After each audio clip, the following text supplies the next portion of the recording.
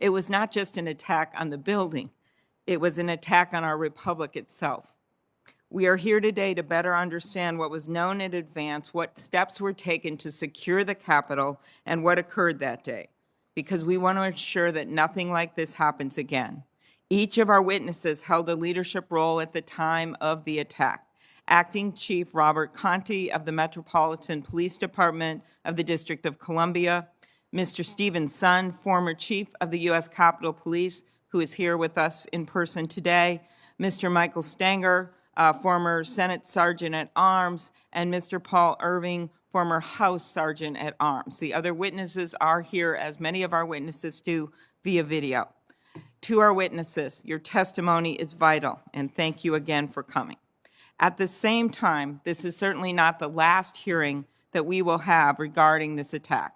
Next week, we will hear from witnesses from federal agencies, including the FBI, the Department of Homeland Security, and the Department of Defense, that are critical to our understanding. The insurrection at the Capitol was more than an assault on democracy. It was an actual life or death situation for the many brave law enforcement officers who show up here to do their work every day. And at the beginning of this testimony, we will hear from one of them. We will never forget the haunting shrieks of the police officer pinned in between the doors at the hands of the rioters pleading for help.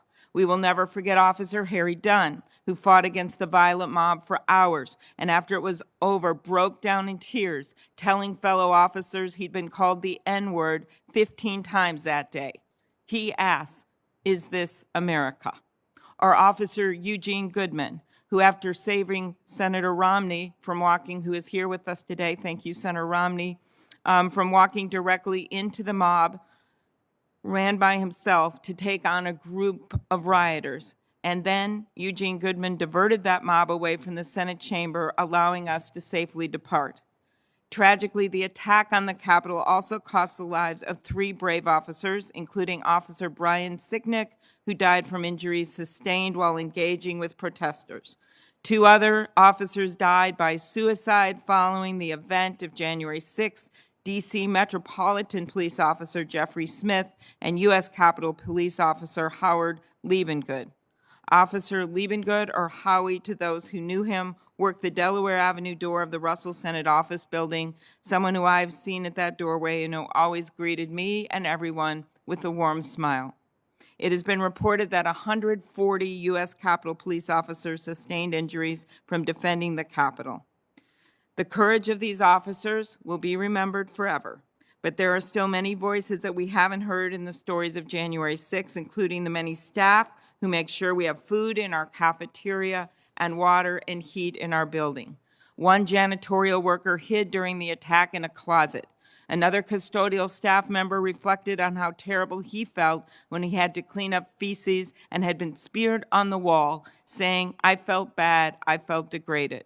These dedicated workers were here too when the Capitol was attacked, as were many committed journalists who report on our work to the American people. To make this place safe going forward, we must answer some key questions. First and foremost on many of our minds is what took so long to deploy the National Guard that day, both because of decisions made in the Capitol complex, but also by others in the federal government. We must find out what was known about the potential for violence before the attack and how that intelligence was shared with law enforcement partners, including the officials responsible for protecting the Capitol. There are also important questions to be asked about how information concerning those threats was communicated to rank and file officers. And it's vital that we explore necessary reforms to the structure of the Capitol Police Board, which I know we will hear more about today. We owe it to the 140 Capitol Police officers injured and to all those at the Capitol who continue to suffer the repercussions. We owe it to the officer beaten by the violent rioters because he literally placed his body in the doorway to protect us.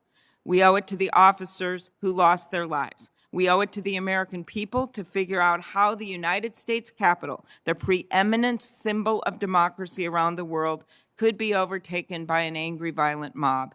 And we owe it to ourselves, colleagues, to believe enough in our democracy and in the U.S. Senate that despite our political differences, we will be constructive in this hearing today, not just here to make political hay, but be constructive today to figure out what went wrong and what changes we can make to ensure that the Capitol is safe for us and the public going forward.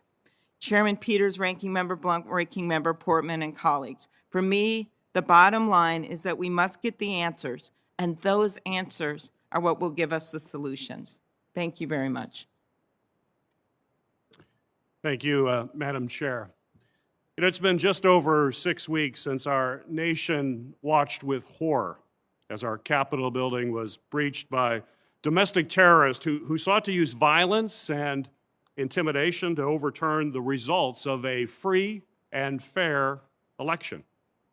This was a shocking assault on our democracy, and it marked one of our nation's darkest days. The United States has stood as a beacon for the world, showing how democracy can thrive. On January 6th, we saw just how fragile many of our most valued democratic principles, including the peaceful transfer of power, is.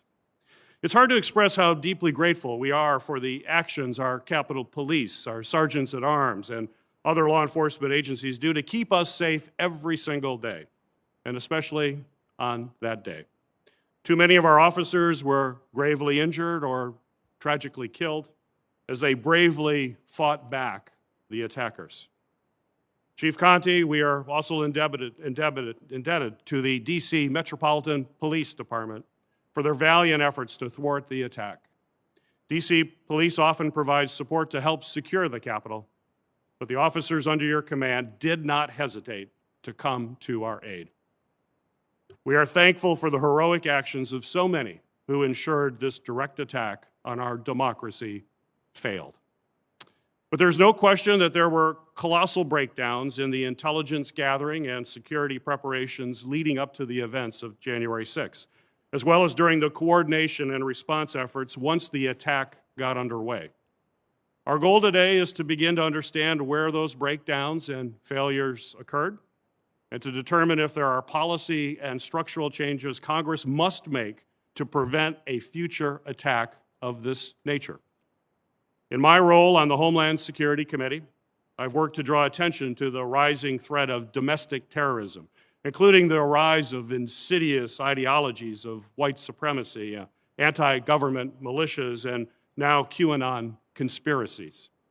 These ideologies are intertwined in numerous ways, and on January 6th, we saw just how quickly they can shift from online communities to committing organized, violent attacks in the real world. But the warning signs were there. Just a few months earlier in my home state of Michigan, law enforcement successfully stopped a plot by anti-government militias to kidnap our state's governor. We've seen an increase in violent crimes over the last decade that are driven by hateful ideologies. And we saw the deadly and tragic consequences on January 6th when the domestic terrorist threat was not taken as seriously as it should have been. This is a systemic and leadership failure on the part of our security officials, from the FBI and Department of Homeland Security to the security leadership on the ground in Capitol, and it must be addressed. Domestic terrorism is not a new threat, but it is an urgent threat. It will require serious focus to ensure that we are doing everything we can to protect the safety and security of all Americans. And I'd like to take a moment to remind my colleagues that every senator here today took an oath to protect and defend the Constitution against all enemies, both foreign and domestic. As the committees charged with oversight, strengthening Homeland Security, and maintaining Capitol operations, we have a solemn duty to thoroughly examine the security breakdowns and make needed reforms. And I'm hopeful we'll be able to work together and carry out this responsibility in a serious and a nonpartisan way. And finally, while today's hearing is our first on January 6th attack, it will not be our last. We will continue to seek testimony and information from a range of agencies and officials who were involved in preparing for and responding to the events of the day for the U.S. Capitol and for the entire region. The attack on January 6th was an extraordinary event that requires exhaustive consideration. The American people deserve answers on why their capital was breached. And I look forward to having a productive discussion with our witnesses in order to provide the American people with those answers. Thank you, Madam Chair. Good. Senator Blunt. Thank you, Chairwoman Klobuchar. It's great to work with you and Chairman Peters and Senator Portman as we move forward on this hearing on what happened on January the 6th. And I think that'll obviously also require discussion of what happened in the days immediately leading up to January the 6th. This hearing, as Senator Peters and you have both said, really the beginning of a series of efforts that hopefully we can approach in a bipartisan way that looks for solutions and ensures that the deadly, outrageous, destructive attack that marks such a sad day in our history never happens again. Certainly the officers who defended the Capitol that day deserve to be recognized and praised for their valiant efforts and their willingness every day to stand ready to do what needs to be done to defend the Capitol and those who work there. I'm certainly grateful to them. I'm particularly grateful in this instance to the Metropolitan Police Department and their really admirable response to be here quickly, to be here with significant numbers of people in the very short term, and within an hour to have an incredible impact on what was going on here at the Capitol in a positive way. The failures of the day, unfortunately, were of the most serious kind. Senator Klobuchar has already mentioned the 3 officers whose lives were lost and other officers who have really had to deal with this in a significant way. You also have to remember that this was an event where the families of our officers were watching in real time on television in an attack where they're seeing people that mean the entire world to them in this fight for their lives and fight for our lives and the Capitol. 3 of today's witnesses, former House Sergeant at Arms Irving, former Senate Sergeant at Arms Stenger, and former Chief of the United States Police, Capitol Police Son, were all charged with the protection of the Capitol on January the 6th. We need to hear from them whether it was a failure of imagination of what could go wrong, a failure of intelligence gathering and dissemination, a failure of preparation, which ultimately led to this problem, or maybe a structural failure that just is not designed in a way that it allows us to respond to an immediate crisis, and obviously we need to get that done. I want to hear from Chief Conte of the Metropolitan Police Department to learn about the department's role and frankly to learn how their decision-making process appeared to be so much quicker than the decision-making process we could go through here. I believe it's important for everyone to note that the attacks on January the 6th did not prevent Congress from fulfilling its responsibilities. Both chambers reconvened that evening and finished the certification of the results of the Electoral College. I think Senator Klobuchar and the Vice President and I left the building about 4 a.m. On Friday morning, but we did get our work done where the American people and people all over the world would have expected it to get done. And then on the 20th, we held an inauguration on the same platform that had been stormed 3 weeks earlier and 2 weeks earlier, and carried out one of our most important aspects of our democracy, the peaceful transfer of power. I want to thank my colleagues from both the Homeland Security and Rules Committee for today's hearing and the staff work that's gone into getting ready for today. Ranking Member Portman. Thank you, Chairman Peters, Chairwoman Klobuchar, Ranking Member Blunt for the constructive comments this morning. In this business, you often finish like you start, and I appreciate the fact that we're starting this review by taking the politics out of it so we can get to the bottom of what happened. I want to start by expressing my gratitude on behalf of everybody for the men and women of law enforcement, U.S. Capitol Police, Secret Service, National Guard, Metropolitan Police Department, the FBI, and all the law enforcement agencies who put their safety on the line to safeguard democracy on January 6th. As I said on the Senate floor that night, it was thanks to them that Vice President Pence, members of Congress, staff, and the Capitol complex workforce were protected, and we were able to complete our constitutional duty of certifying the election. It was important, in my view, that we sent a clear message that night to our constituents and to the world that we would not be intimidated, that the mob would not rule here.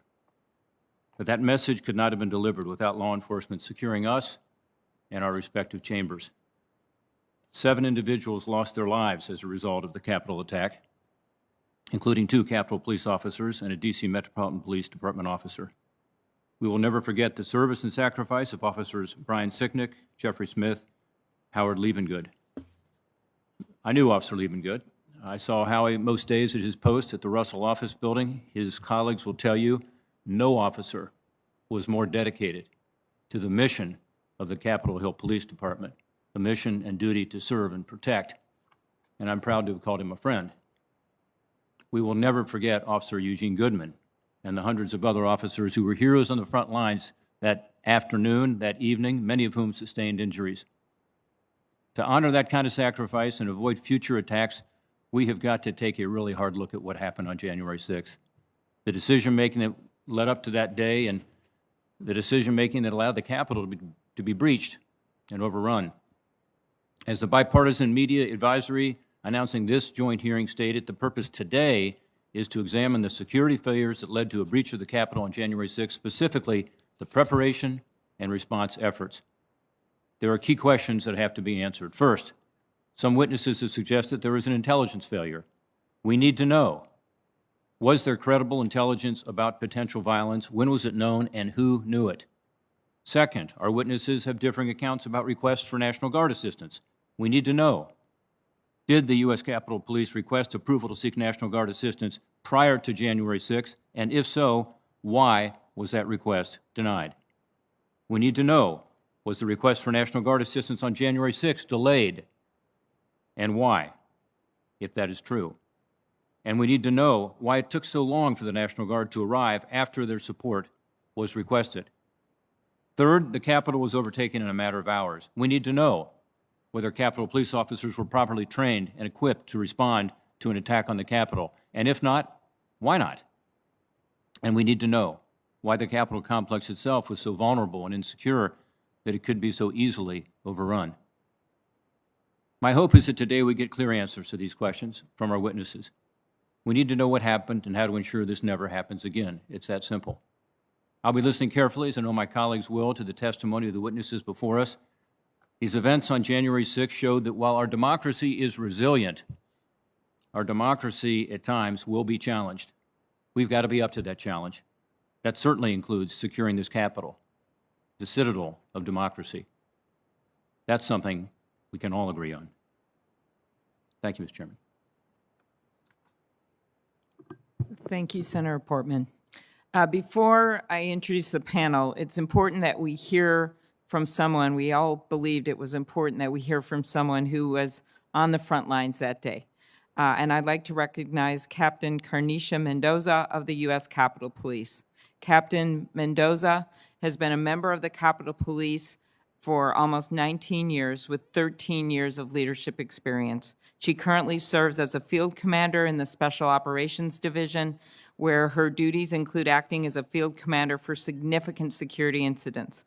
She has served in various divisions within the department, including the Command Center, House Division, and Senate Division.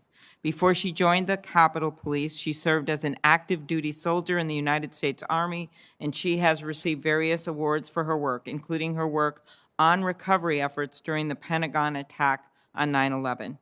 Born and raised in Missouri, Senator Blunt, Captain Mendoza graduated from Park University with a Bachelor of Science in Criminal Justice Administration. She has 2 children.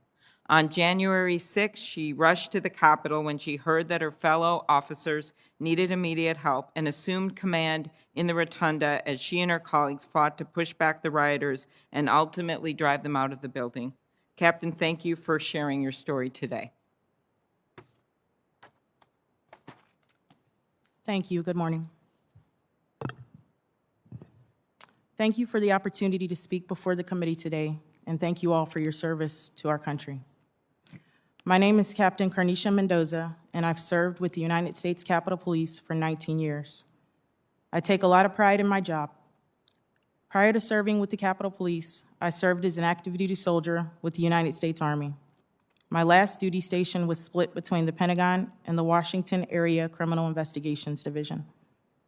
I've received various awards from the Army and the Capitol Police, to include an award for recovery efforts during the Pentagon attack. Unfortunately, I didn't save any lives, but there are certain lessons that always stuck with me after 9/11. One of those lessons is knowing the unthinkable is always possible, so be ready. So I always take my job very seriously, as 9/11 is always in the back of my mind. With the Capitol Police, I have served in various operational, administrative, and collateral assignments. I'm currently serving as a captain in the Special Operations Division, where I have various responsibilities to include serving as a field commander and a field force commander for the Civil Disturbance Unit. Throughout my career, I have responded to and managed various critical incidents and events, from congressional and member security-related issues to shootings and armed carjackings. I have served as a CDU field force commander for multiple events, including the November 14th Million MAGA March. In my career, I've been activated to work demonstrations with various controversial groups, and I've been called some of the worst names so many times that I'm pretty numb to it now. As an agency, we have trained for and handled numerous demonstrations. It's something we do on a regular basis, and it's something I've always felt we've excelled at. During the Million MAGA March, multiple white supremacist groups, to include the Proud Boys and others, converged on the Supreme Court along with countergroups. The Civil Disturbance Unit fought hard that day, physically breaking up fights and separating various groups. I literally woke up the next day unable to move due to the pain. On January 6th, we anticipated an event similar to the Million MAGA March that took place on November 14th, where we would likely face groups fighting among one another. Additional civil disturbance units were activated that day. I was working the evening shift and had planned to report in at 3 p.m. I was prepared to work a 16-hour shift and assume field force commanders should the event continue into the evening and overnight shifts. It was approximately 1:30 in the afternoon. I was home eating with my 10-year-old, spending time with him before what I knew would be a long day, when a fellow captain contacted me and told me things were bad and that I needed to respond in. I literally dropped everything to respond to work that day early. I arrived within 15 minutes and I contacted dispatch to ask her what active scenes we had. I was advised things were pretty bad. I asked where assistance was needed and was advised of 6 active scenes. There was an explosive device at the Democratic National Committee building, a second explosive device at the Republican National Committee building, and large hostile groups at different locations outside the Capitol building. I advised the dispatcher I would respond to the DNC since that building was closest to where I was at the time. En route, I heard officers at the Capitol building calling for immediate assistance, so I proceeded past the DNC to the Capitol. As I arrived to the east front plaza of the Capitol, I heard an officer yell there was a breach at the rotunda door, and I heard various officers calling for assistance at multiple locations throughout the building. Many of the doors to the building were not accessible due to the size of the crowd. I was able to enter a lower-level door with the assistance of a Capitol Division officer. Once inside the memorial door, I immediately noticed a large crowd of possibly 200 rioters yelling in front of me. Since I was alone, I turned to go back so I could enter another door, but within the few seconds it took me to walk back to the door I entered, there were already countless rioters outside the building banging on the door. I had no choice but to proceed through the violent crowd in the building. I made my way through the crowd by yelling and pushing people out of my way until I saw Capitol Police civil disturbance units in riot gear in the hallway. They were holding the hallway to keep rioters from penetrating deeper into the building. I immediately jumped in line with them to assist with holding the crowd of rioters. At some point, my right arm got wedged between rioters and the railing along the wall. A CDU sergeant pulled my right arm free, and had he not, I'm certain it would have been broken. Shortly after that, an officer was pushed and fell to the floor. I assisted the officer to a safer location and got back in line. At some point, the crowd breached the line officers worked so hard to maintain. Civil disturbance units began to redeploy to keep rioters from accessing other areas of the building. I proceeded to the rotunda where I noticed a heavy smoke-like residue and smelled what I believed to be military-grade CS gas, a familiar smell. It was mixed with fire extinguisher spray deployed by rioters. The rioters continued to deploy CS into the rotunda. Officers received a lot of gas exposure, which is worse inside the building than outside because there's nowhere for it to go. I received chemical burns to my face that still have not healed to this day. I witnessed officers being knocked to the ground and hit with various objects that were thrown by rioters. I was unable to determine exactly what those objects were. I immediately assumed command in the rotunda and called for additional assets. Officers began to push the crowd out the door. After a couple hours, officers cleared the rotunda, but had to physically hold the door closed because it had been broken by the rioters. Officers begged me for relief as they were unsure how long they could physically hold the door closed, with the crowd continually banging on the outside of the door, attempting to gain reentry. Eventually, officers were able to secure the door with furniture and other objects. I'm proud of the officers I worked with on January 6th. They fought extremely hard. I know some said the battle lasted 3 hours, but according to my Fitbit, I was in the exercise zone for 4 hours and 9 minutes, and many officers were in the fight even before I arrived. I'm extremely proud of the United States Capitol Police. I'm especially proud of the officers who are the backbone of this agency and carry out day-to-day operations. I know with teamwork we can move forward. The night of January 7th into the very early morning hours of my birthday, January 8th, I spent at the hospital comforting the family of our fallen officer and met with the medical examiner's office prior to working with fellow officers to facilitate a motorcade to transport Officer Sicknick from the hospital. Of the multitude of events I've worked in my nearly 19-year career in the department, this was by far the worst of the worst. We could have had 10 times the amount of people working with us, and I still believe the battle would have been just as devastating. As an American and as an Army veteran, it's sad to see us attacked by our fellow citizens. I'm sad to see the unnecessary loss of life. I'm sad to see the impact this has had on Capitol Police officers. And I'm sad to see the impact this has had on our agency and on our country.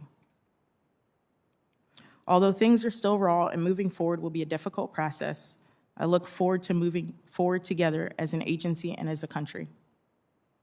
In closing, I want to honor Chief Son's leadership.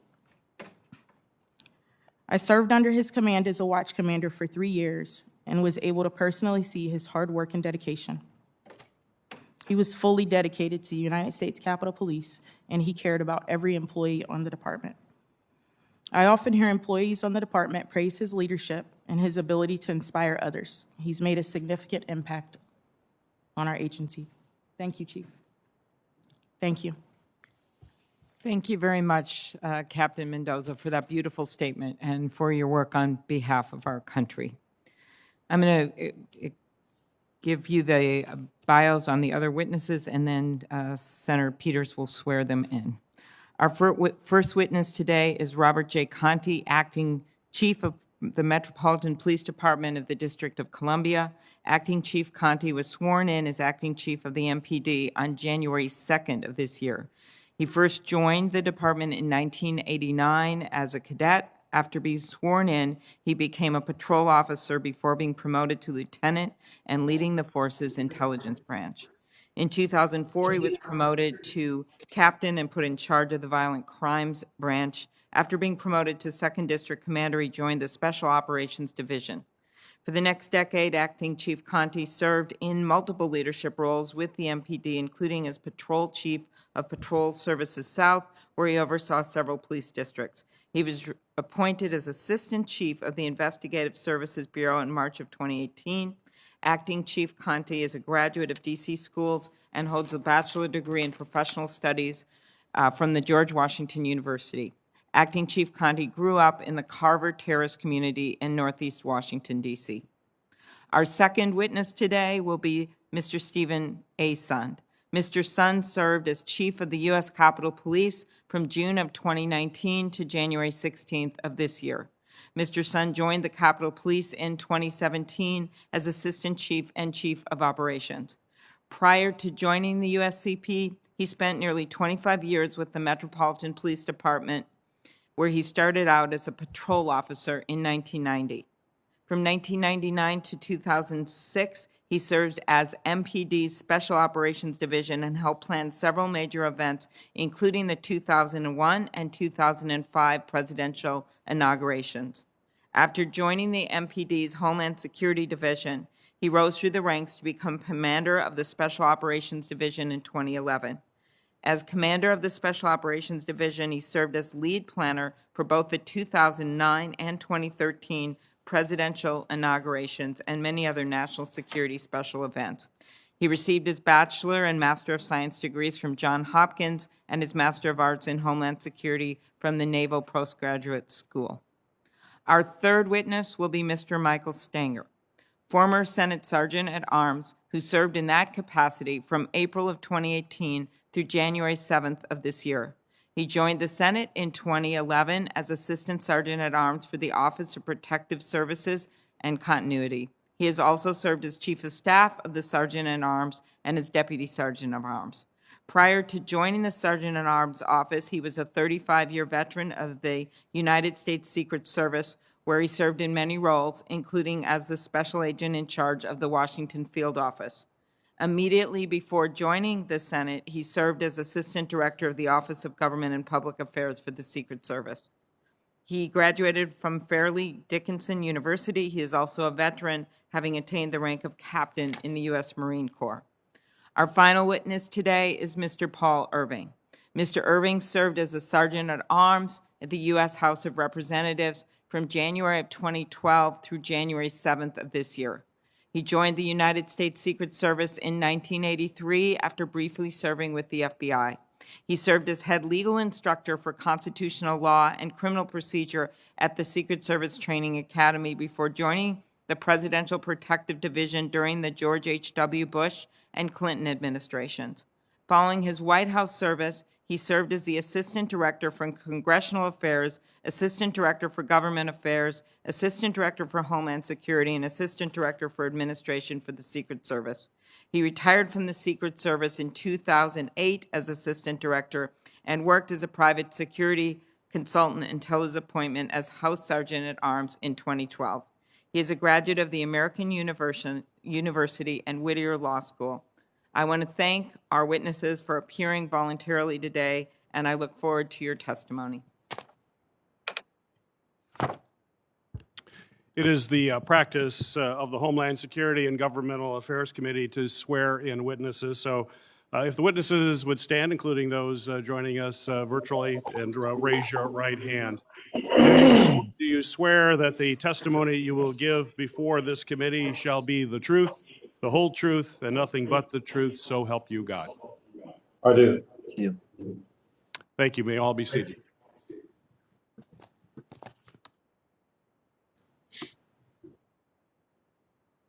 You want to begin then, Chief Conte? Sure. Good morning, Chairman Peters, Chairwoman Klobuchar, Ranking Members Portman and Blunt, and members of the committee. I am Robert J. Conte III, the Acting Chief of Police of the Metropolitan Police Department, the primary police force in the District of Columbia. I appreciate this opportunity to brief you on the events of January 6, 2021, a dark day for our country. I would like to begin by highlighting a few key facts to ensure the committees and the audience understand the very different roles of Mayor Muriel Bowser and the District of Columbia, including MPD, and those of congressional and federal authorities.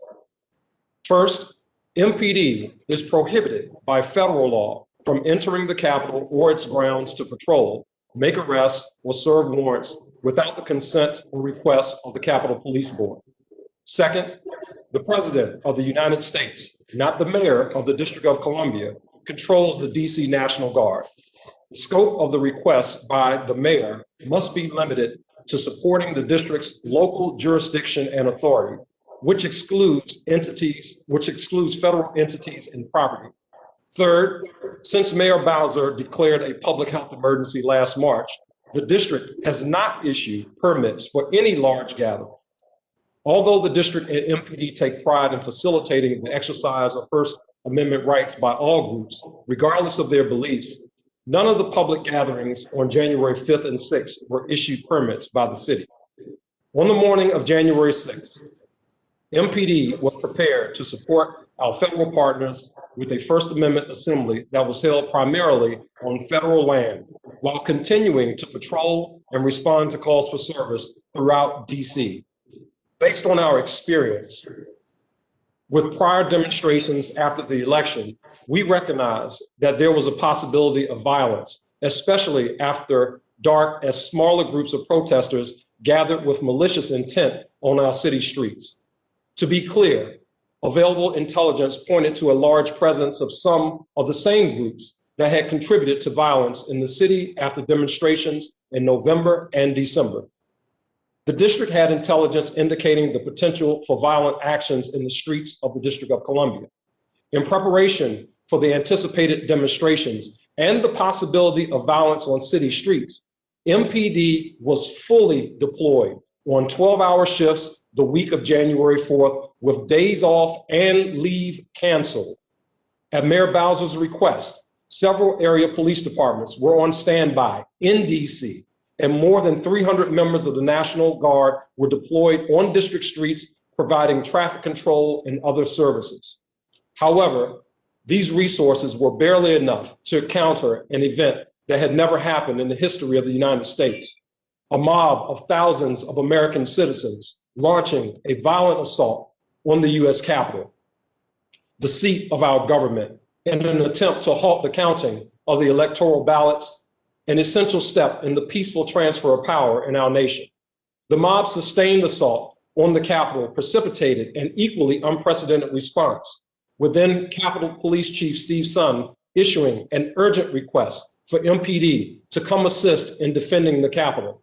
Needless to say, when we received the call for help, MPD responded immediately. Within minutes, our members arrived at a chaotic scene. The violent mob had overran protective measures at the Capitol in an attempted insurrection prior to the arrival of MPD officers at the West Front.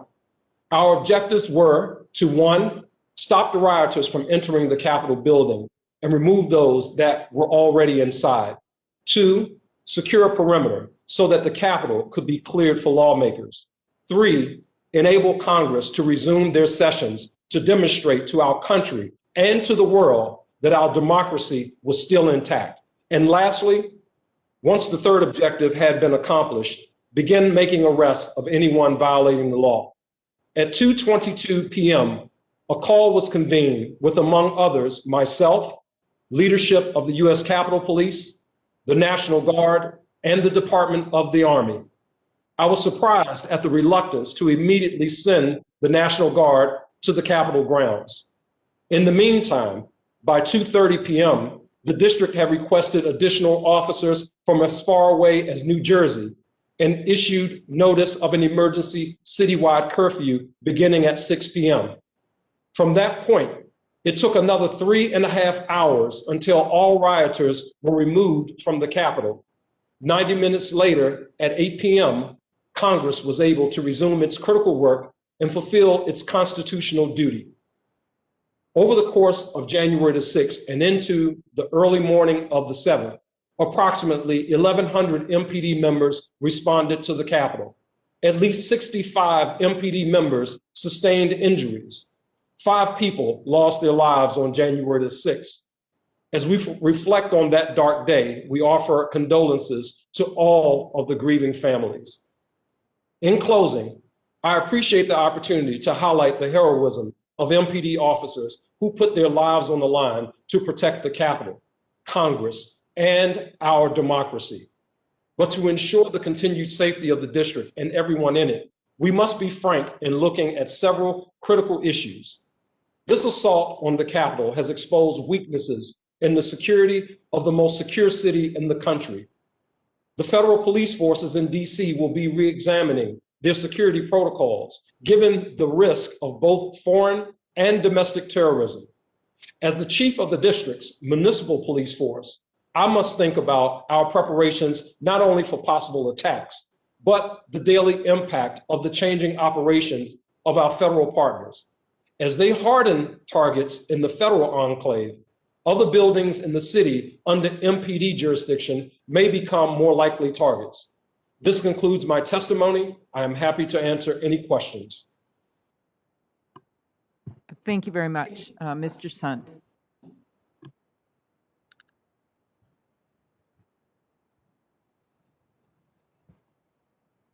Good morning, Chairwoman Klobuchar, Ranking Member Blunt, Chairman Peters, and Ranking Member Portman. Thank you for allowing me the opportunity to testify before your two committees regarding the attack on the United States Capitol that occurred January 6th. I have been in policing for almost 30 years. The events I witnessed on January 6th was the worst attack on law enforcement and our democracy that I have seen in my entire career. I witnessed insurgents beating police officers with fists, pipes, sticks, bats, metal barricades, and flagpoles. These criminals came prepared for war. They came with their own radio system to coordinate the attack and climbing gear and other equipment to defeat the Capitol's security features.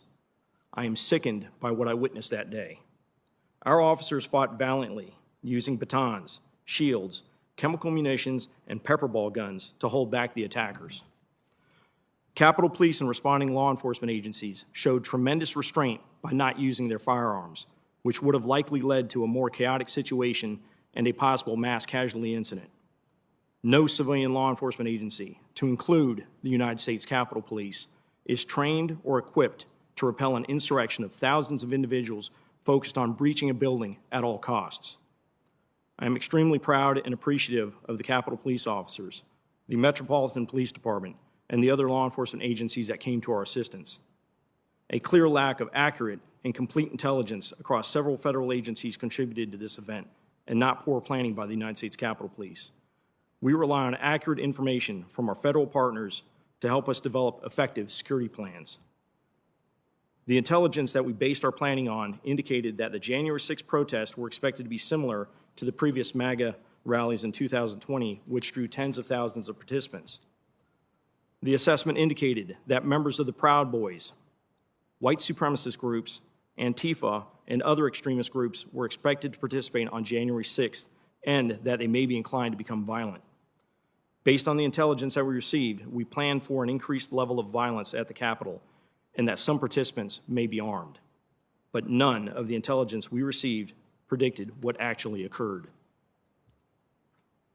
Extensive preparations were put into place for January 6th that included the full activation of the department, intelligence and information sharing with our federal and local partners and department officials, implementing a significant enhancement for member protection, extensive operational enhancements to include significant civil disobedience deployment, and an expanded perimeter. We also distributed additional protective equipment for our officers and coordinated outside agency support. As recent as Tuesday, January 5th, during a meeting I hosted with my executive team, the Capitol Police Board, and a dozen of the top law enforcement and military officials from D.C., no entity, including the FBI, provided any new intelligence regarding January 6th. It should be also noted that the Secretary of Homeland Security did not issue an elevated or imminent alert in reference to the events at the United States Capitol on January 6th. We properly planned for a mass demonstration with possible violence. What we got was a military-style coordinated assault on my officers and a violent takeover of the Capitol building. I know that the images we saw of the officers battling for their lives and the visuals on national TV had a profound effect on the nation. The United States Capitol Police did everything we could based on the intelligence and available resources to prepare for this event. While my officers were fighting, my post was in the command center coordinating resources from numerous agencies around the National Capital Region to provide critically needed support. I was also briefing the two sergeant-at-arms and working on establishing accountability and priorities for the incoming resources.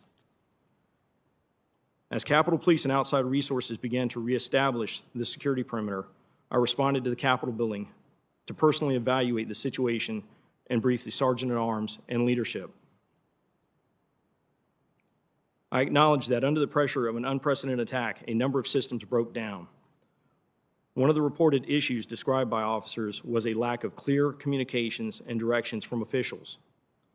It appears that the established incident command for the Capitol building was overwhelmed by the enormity of the situation and as officials battling insurrections as opposed to directing the response. There have also been reports that some officers may have felt confused or let down during the attack. As an official who cares as much as I do about my colleagues, nothing is more painful to me. These issues must be addressed through new training, policies, and procedures. Even our best efforts were not enough to stop this unprecedented assault on the Capitol. However, casting blame solely on United States Capitol Police leadership is not only misplaced, but it also minimizes what truly occurred that day.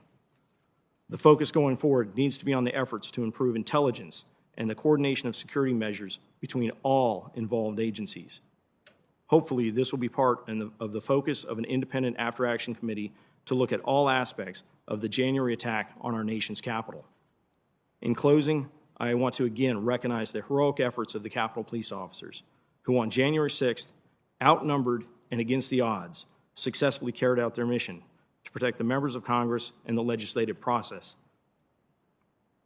I couldn't have been more proud to be part of their team and the USCP mission. I'm available to answer any questions you may have. Thank you. Thank you, Mr. Sund. Mr. Stenger. Chairwoman Klobuchar, Chairman Peters, Ranking Member Blunt, and Ranking Member Portman. The National Capital Region is a unique environment for law enforcement. The U.S. Capitol Police, in conjunction with the sergeants at arms, work to provide security of the Capitol complex and its population.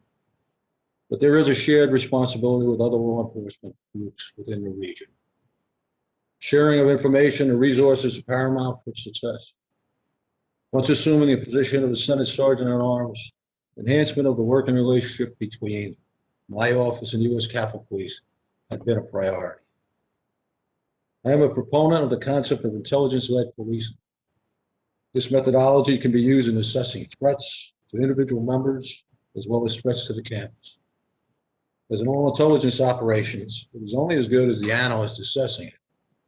And that assessment is then placed in the appropriate hands to take steps in order to mitigate any threats. We have to be careful of returning to a time when possibility rather than probability drives security planning. Though the events of January 6th certainly reveal that a review of intelligence should be done, returning to the concept of possibility driving security operations may result in poor use of resources. This is the constant give and take of security planning. There is an opportunity to learn lessons from the events of January 6th. Investigations should be considered as to the funding and travel and what appears to be professional agitators. First Amendment rights should always be considered in conjunction with these investigations. Law enforcement coordination in the National Capital Region should be reviewed to determine what can be done in a more efficient and productive manner. Intelligence collection and dissemination, training, and concepts on the use of force must be consistent. This integration should be accomplished without regard to self-interest and cost. In conclusion, whenever you prepare for a major event, just always consider the possibility of some level of civil disobedience at these demonstrations and plan accordingly. Events of January 6th went beyond disobedience. This was a violent, coordinated attack where the loss of life could have been much worse. This concludes my prepared remarks. Thank you, Mr. Stenger. Mr. Irving. Chairman Peters, Chairwoman Klobuchar, Ranking Member Portman, Ranking Member Blunt, and distinguished members of the committees. Thank you for the opportunity to appear before you today. There's been a lot of press reporting about me, not all of it accurate, and I appreciate the opportunity to address some of that today. My name is Paul Irving, and I served as the Sergeant at Arms for the House of Representatives for the past 9 years. Serving in that role was one of the great honors of my life, and I count it a privilege to have worked with speakers from both political parties, including Speaker Boehner, Speaker Ryan, and Speaker Pelosi. I'm a law enforcement officer by training. My professional career started more than 40 years ago as an intern at the Department of Justice and then as a clerk at the FBI. I later became a special agent at the Secret Service, where I worked on 2 different presidential protection details and ultimately rose to the rank of assistant director. Like you, I am profoundly saddened by the events of January 6th. The entire world witnessed horrific acts of violence and destruction carried out by our very own citizens against the global symbol of democracy, our seat of government. I am particularly saddened by the loss of life, which included 3 officers. My heart goes out to all the families that lost a loved one. We began planning for the protests of January 6th in December 2020. The planning relied on what we understood to be credible intelligence provided by various state and federal agencies, including a special event assessment issued by the Capitol Police on January 3rd.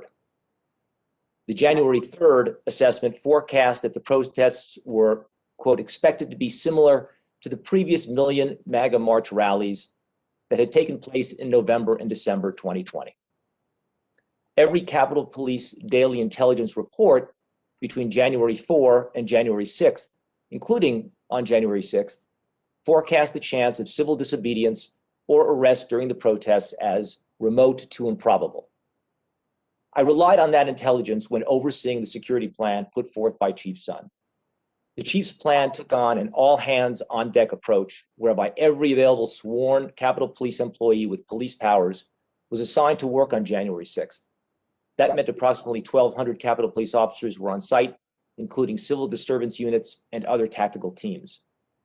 I also understood that 125 National Guard troops were on notice to be standing by for a quick response. The Metropolitan Police Department was also on 12-hour shifts with no officers on day off or leave, and they staged officers just north of the Capitol to provide immediate assistance if required. The plan was briefed to multiple law enforcement partners.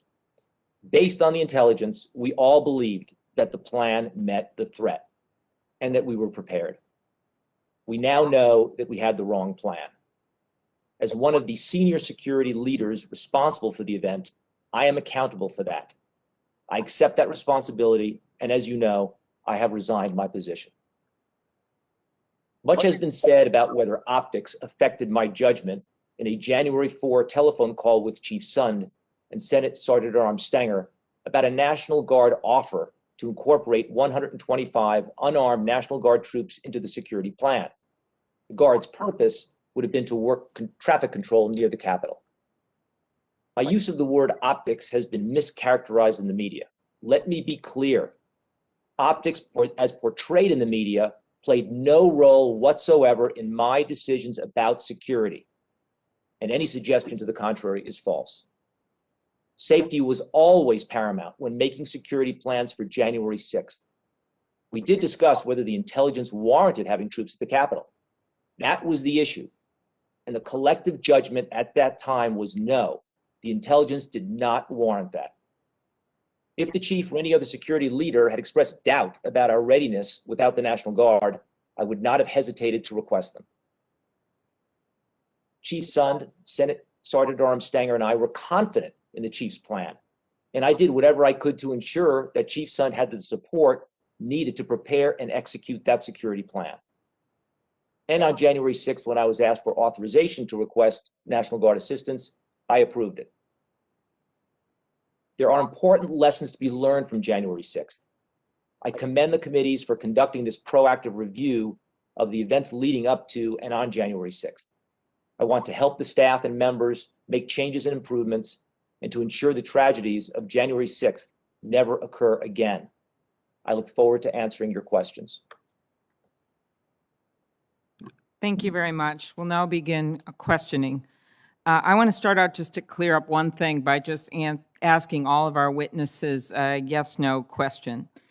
Based on what we know now, including the recent Department of Justice indictments, do you agree that there is now clear evidence that supports the conclusion that the January 6th insurrection was planned and it was a coordinated attack on the U.S. Capitol? Just say, everyone agree? Yes. Okay. Would you agree that this attack involved white supremacists and extremist groups? Yes.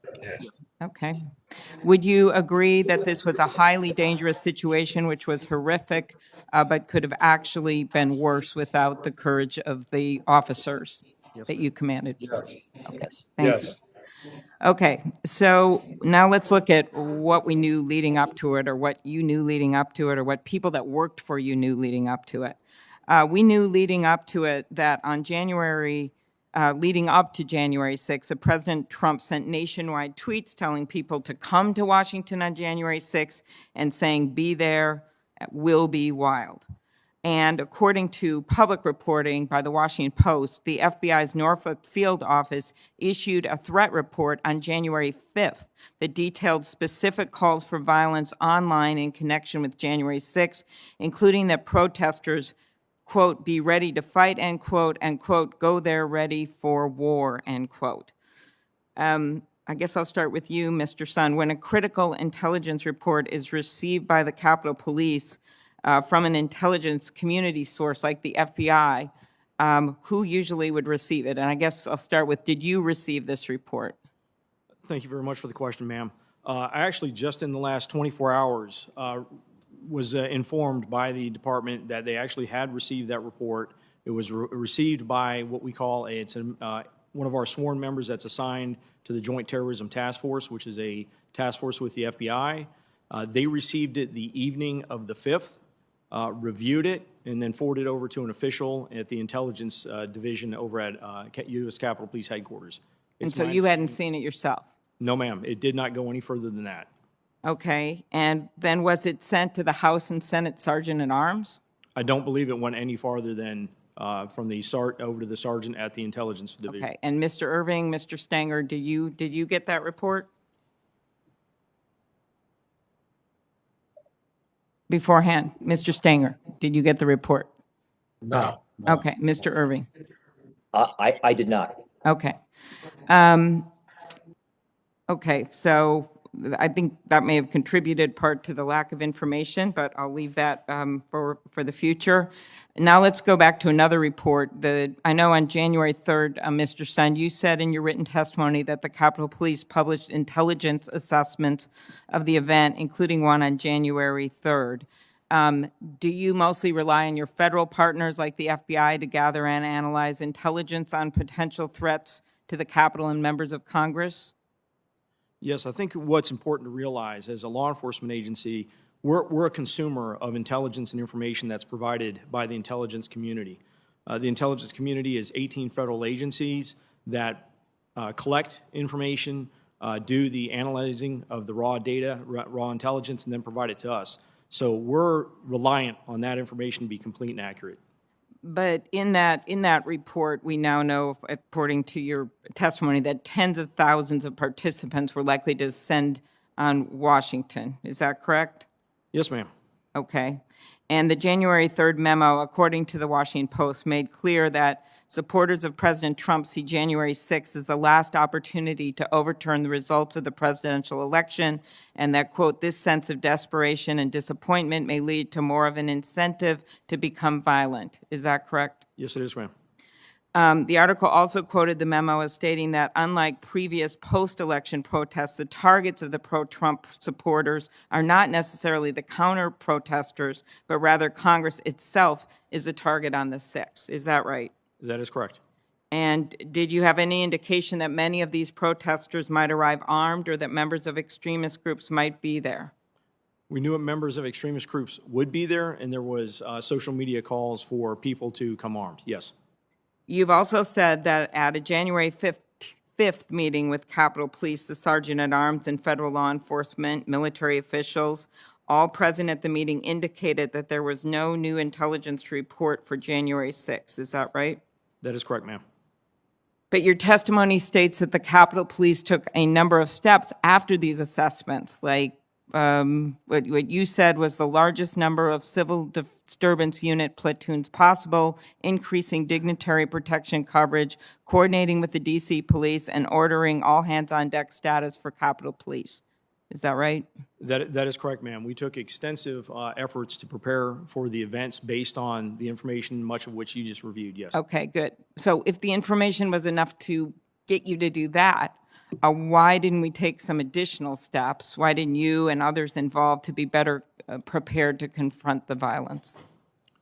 We expanded our perimeter. When we expanded the perimeter, again, we knew there was going to be some maybe limited violence, but we did. We expanded the perimeter. We took a number of steps to outfit our personnel with additional hard gear.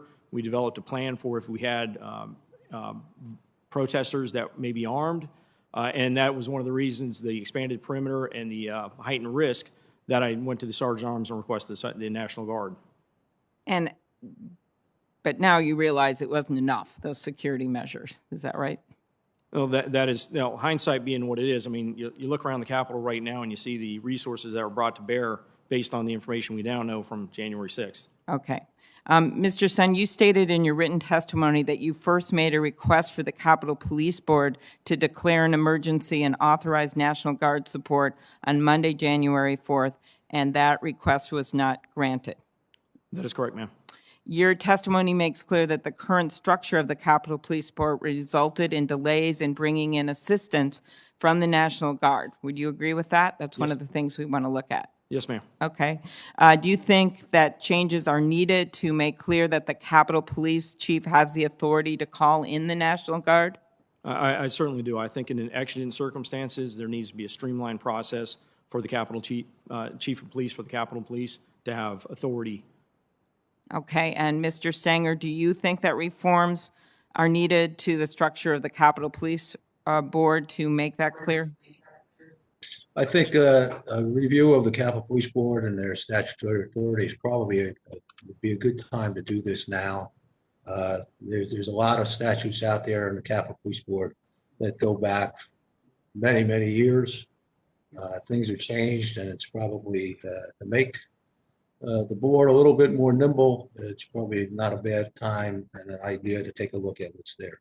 It's probably an understatement with what happened, but thank you. Mr. Irving, your views?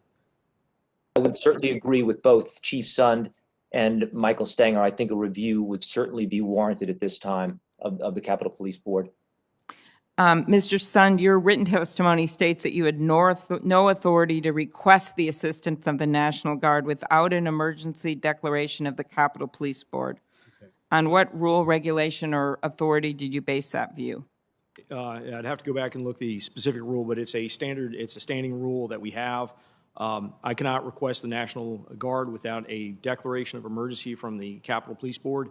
It's kind of interesting because it's very similar to the fact, I can't even give my men and women cold water on an excessively hot day without a declaration of emergency. It's just a process that's in place.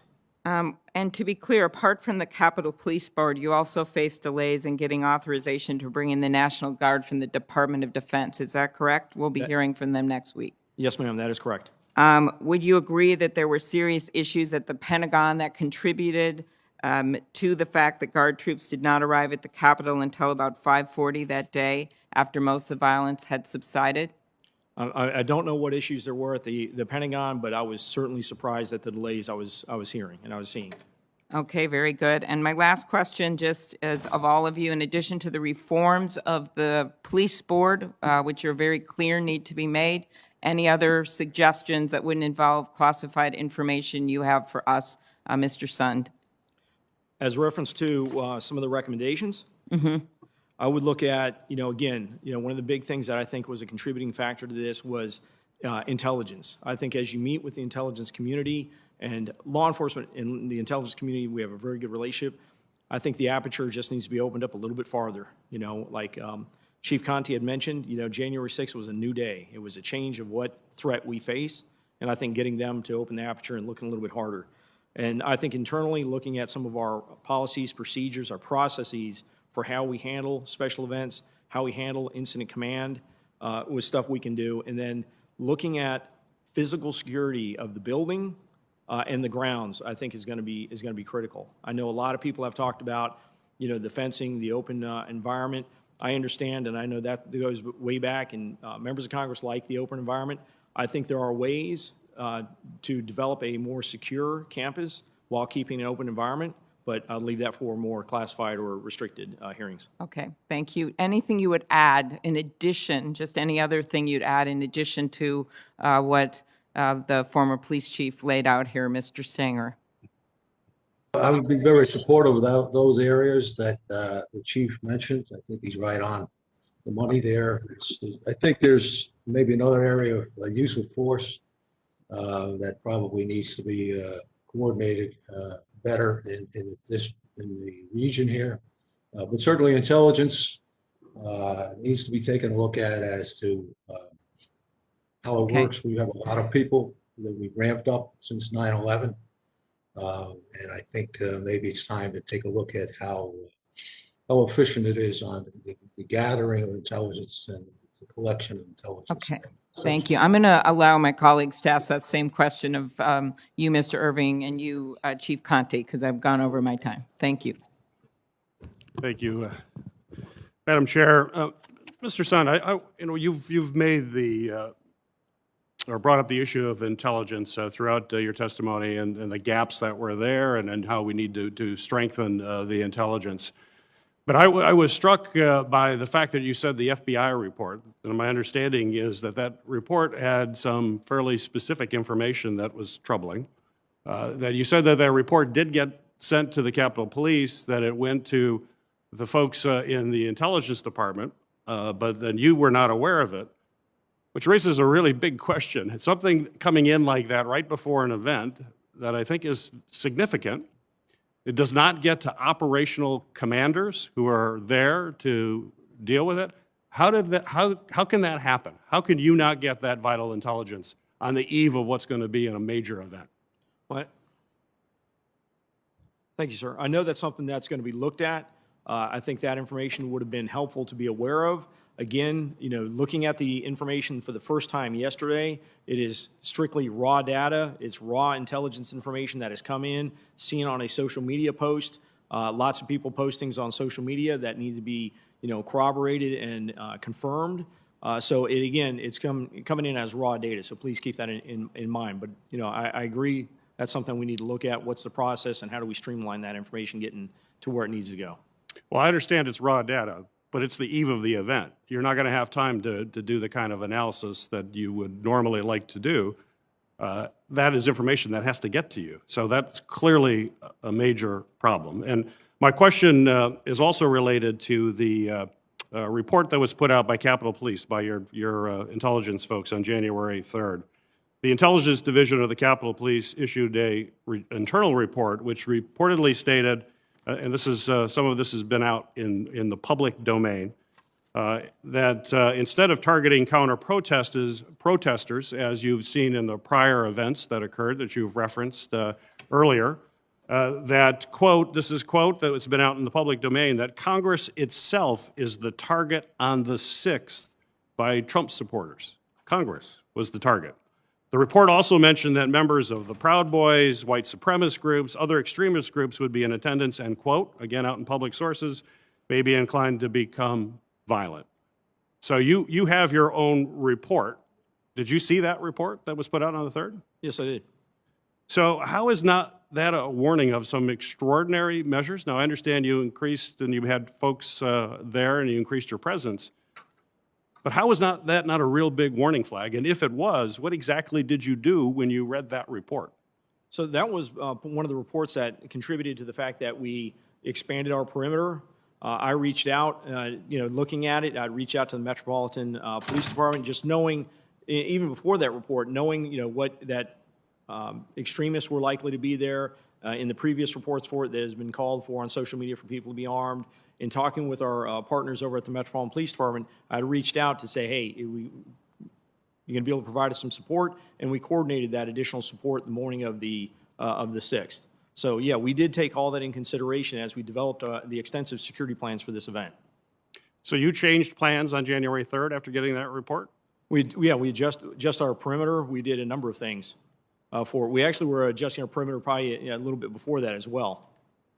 So that was happening before. So we're going to want to know more specifically when you get that. And then, of course, I think we're going to see you got additional information from the FBI, for example, but that did not get to you. So Right. I understand that. Yeah. The other thing that I think is important for us to understand, and I've heard all of you mention this in your testimony, that this was not just it was actually in response to Chairwoman Klobuchar's question. It is not just a random violent attack. It was actually coordinated. That you saw, and I believe in your testimony as well. I'm going to ask other witnesses to respond to this too, because all of you mentioned that. How do you define coordinated? What did we actually see from these folks that leads you to believe that it was coordinated? And I think in your testimony now, you just mentioned military-style coordination. So that would mean command and control. It would mean understanding the layout of the Capitol. It may mean knowing the internal operations of defense perimeters, of folks that are engaged. Talk to me, what did you see that leads you to believe that this was a coordinated attack? And I would like our other witnesses to engage in that as well. Yeah, I'm able to provide you a quick overview of why I think it was a coordinated attack. One, these people came specifically with equipment. You're bringing climbing gear to a demonstration. You're bringing explosives. You're bringing chemical spray, such as what Captain Mendoza had talked about. You're coming prepared. The fact that the group that attacked our West Front, approximately 20 minutes before the event over at the Ellipse ended, which means they were planning on our agency not being at what they call full strength, watching the other event, saying, hey, that event's ending, okay, everybody get on post, they're going to be marching our way, knowing that we may not be at full strength at that time. And then also the fact that we were dealing with 2 pipe bombs that were specifically, set right off the edge of our perimeter to, what I suspect, draw resources away. I think there was a significant coordination with this attack. Anyone else? Chief Conte, I think you also believed it was a coordinated attack? Oh, absolutely. My view is from the day of the incident. I think there were hand signals that were being used by several of the insurrectionists. There was radio communication by several individuals that were involved. The coordinated use of chemical munitions to include bear spray by several people that were out there. I certainly believe it was coordinated. To Chief Sun's point regarding the placement of the pipe bombs in the areas, their discovery prior to this event, all of those things. And plus, adding to that, what we know in hindsight now, as a result of the ongoing investigation that's being handled by the FBI, as they continue to scrub social media, I think we're learning more and more and more that this was clearly a coordinated effort. Real quick, Mr. Irving, and then I'll ask another question real quick, Mr. Irving. Based on the information provided by Chief Conte and Chief Sund, I would agree the evidence would indicate a coordinated attack. So we're looking at folks that were coming out in intelligence reports, that groups like the Oath Keepers, Proud Boys, others that were engaged, these violent extremist groups, which we clearly need to collect more intelligence on. It'll be the subject of another hearing that we will do regarding this. But if you look at what the DOJ is now prosecuting, 200 federal cases, the FBI has linked at least 40 to extremist groups, 59 to other defendants that have connections on social media to violent or extremist rhetoric, conspiracy theories. This is clearly an area that we've got to focus on as to why did we not have more information about these groups that were coming here planning, and usually you leave a trail when you're planning, either that or you're real sophisticated using encrypted devices and other things, but those are things that we're going to have to be looking at. Clearly, the National Guard presence was critical. I know you're going to get a lot of questions related to that, but Chief Conte, in my remaining time, just a question.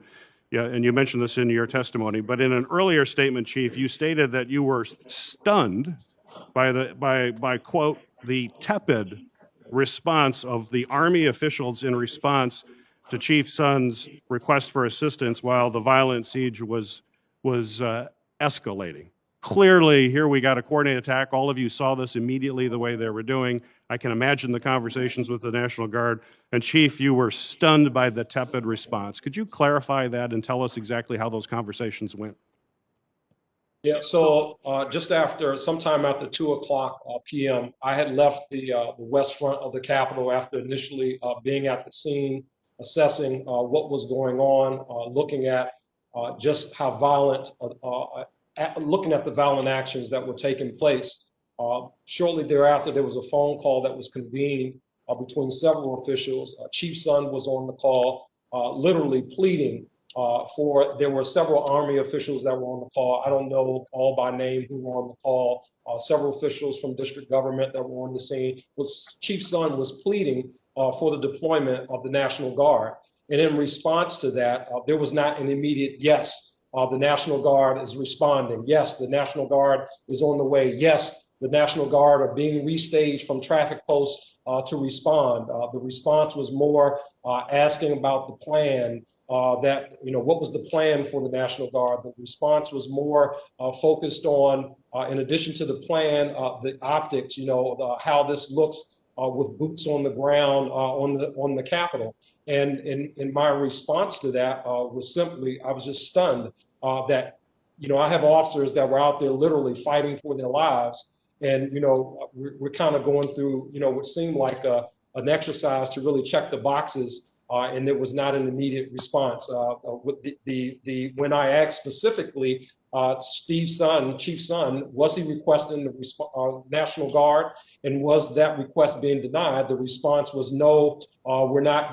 From the U.S. Department of the Army was no, we're not denying the request, but they were concerned. They did have concerns. So I was just stunned at that response. Thank you. Senator Blunt. Thank you, Chairman. Chief Son, if I have your testimony correct this morning, I think what I'm hearing you say is based on the intelligence you saw on January the 3rd, after that on January the 4th, you decided this was going to be a different kind of protest than you'd seen in November and December, and that's when you asked for an expanded perimeter and National Guard assistance. Is that correct? So the information we received, yes, it was very similar to the previous assessments. It was just a little bit more detailed. We had been analyzing kind of how we responded to the previous MAGA marches and decided to expand the perimeter.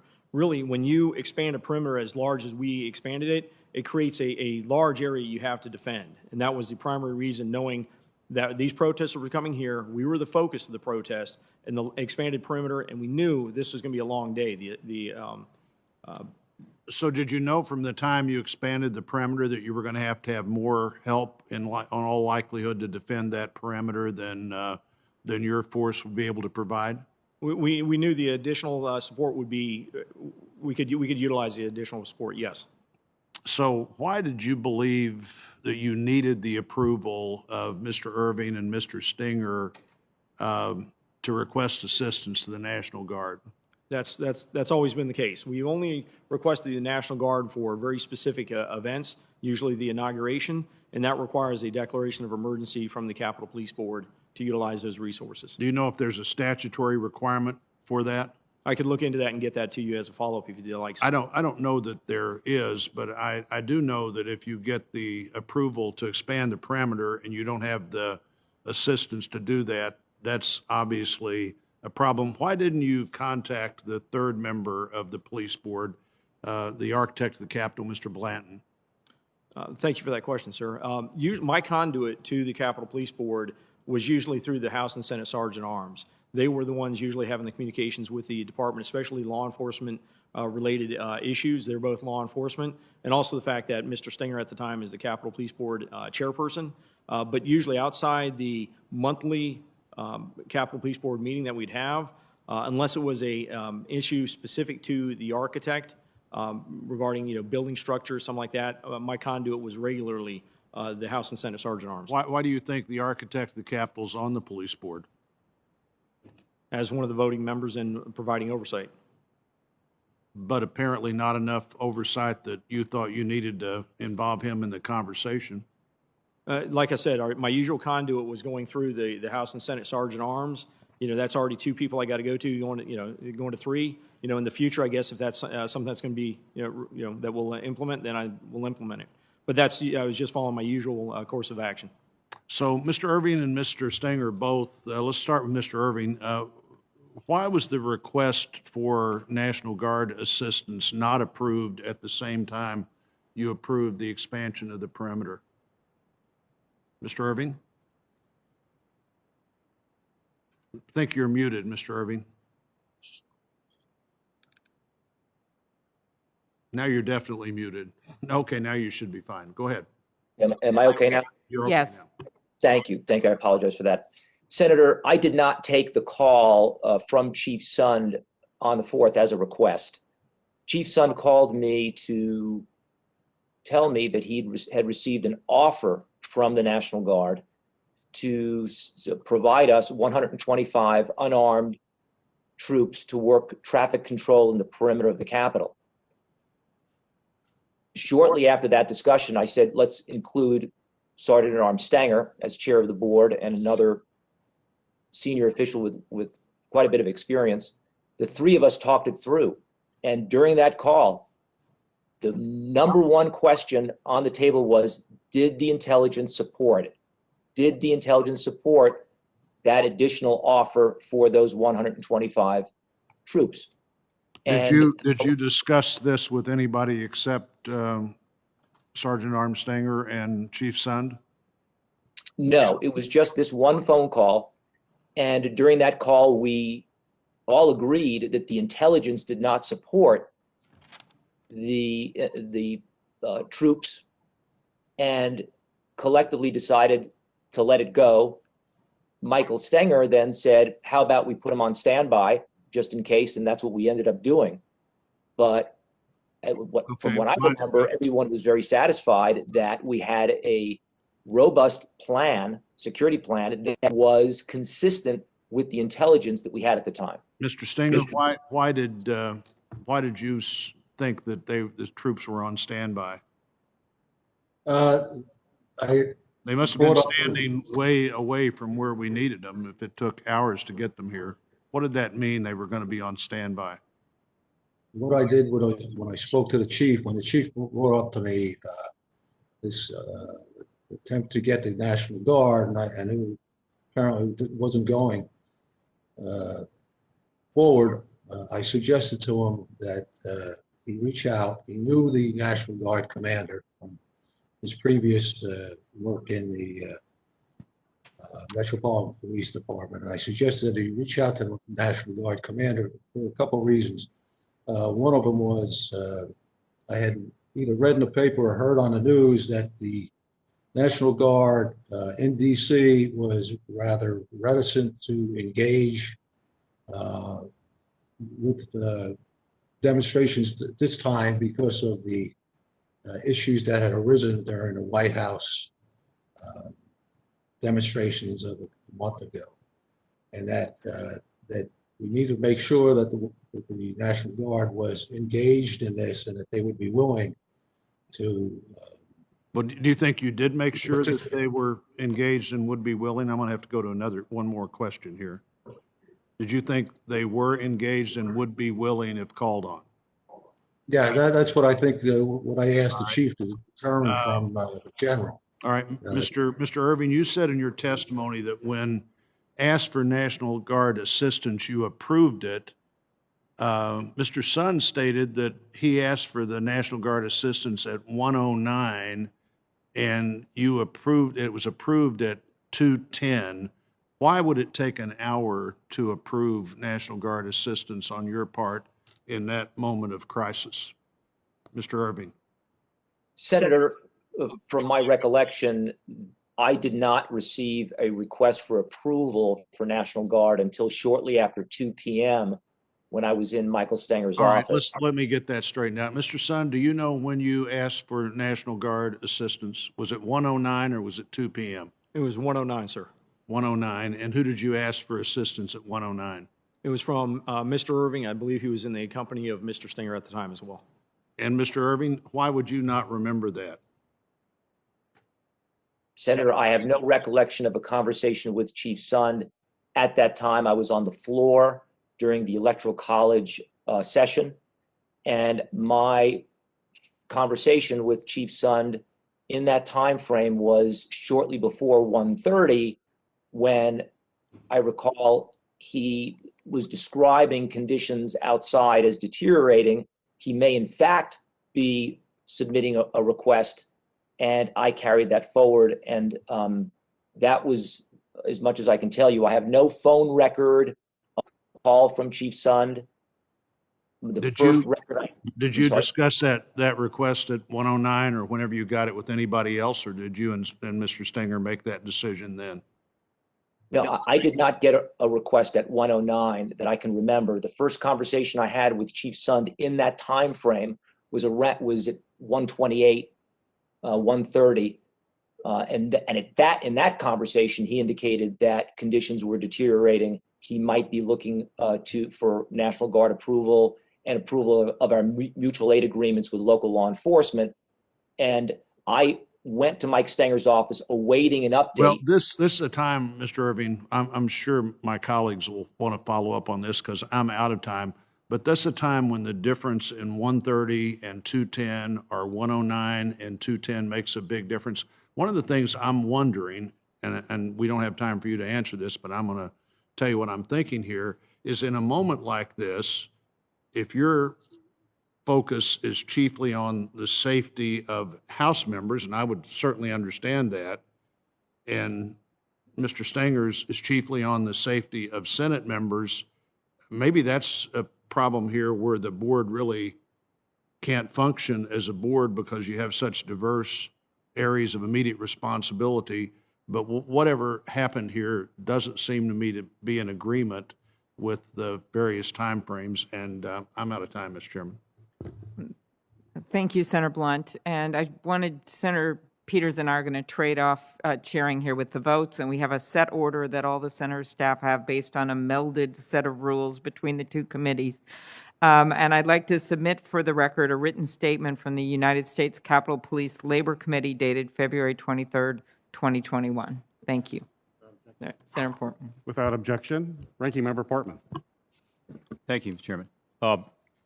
First of all, with regard to the conversation we just had on the discrepancies with regard to National Guard assistance, I would request that both Chief Sund, you and Mr. Irving provide us with those phone records. I know there's been some interviews that have been conducted, but I'm not sure we have the phone records, and that would clear up some of the confusion. I want to shift gears a little bit and talk about preparedness. Chief Sund, in your testimony, you talked about the need for better intelligence and better coordination. That was your conclusion. And I think that's true. And certainly everything we have learned indicates that was part of the problem. But what about preparedness? We've received information that prior to January 6th, Capitol police officers were not trained on how to respond to an infiltration of the Capitol building. Is that correct, Mr. Sund? When you talk about infiltration, you talk about a large insurrection like we saw on the January 6th? No. And why not? Why wouldn't we be prepared for an infiltration of the Capitol? Given the risk that's out there, I would say to Mr. Irving and Mr. Stenger, both of you have had distinguished careers with the Secret Service. I would ask you all to just give me a quick yes or no answer.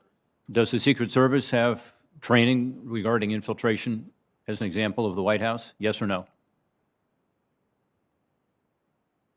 Mr. Stenger? Mr. Irving? Senator? I'll take that as a yes. If it's Yes. a no, okay. Mr. Stenger, are you a yes also? Yes. Okay. Well, it seems obvious that you would have training on responding to an infiltration. So I think if nothing else comes out of this process, we've got to figure out how to deal with, again, the real danger that is out there, and it seems to me the intelligence reports, but also just the previous demonstrations would indicate a need for that kind of training. Let me ask you about something else, if I could, Mr. Sund, and that has to do with the U.S. Capitol police officers that I saw on video and the world saw fighting against this attack in street uniforms or soft uniforms. Many of them did not have riot gear. I'm told, by contrast, D.C. Metropolitan Police Department provides all of its officers with such gear, including helmets, shields, gloves, gas masks. Having seen those incredibly disturbing videos and photographs of your brave officers attempting to hold the line to defend the Capitol without that kind of riot gear, are all Capitol police officers outfitted with riot gear? No, they are not, sir. They're not. And why are they not?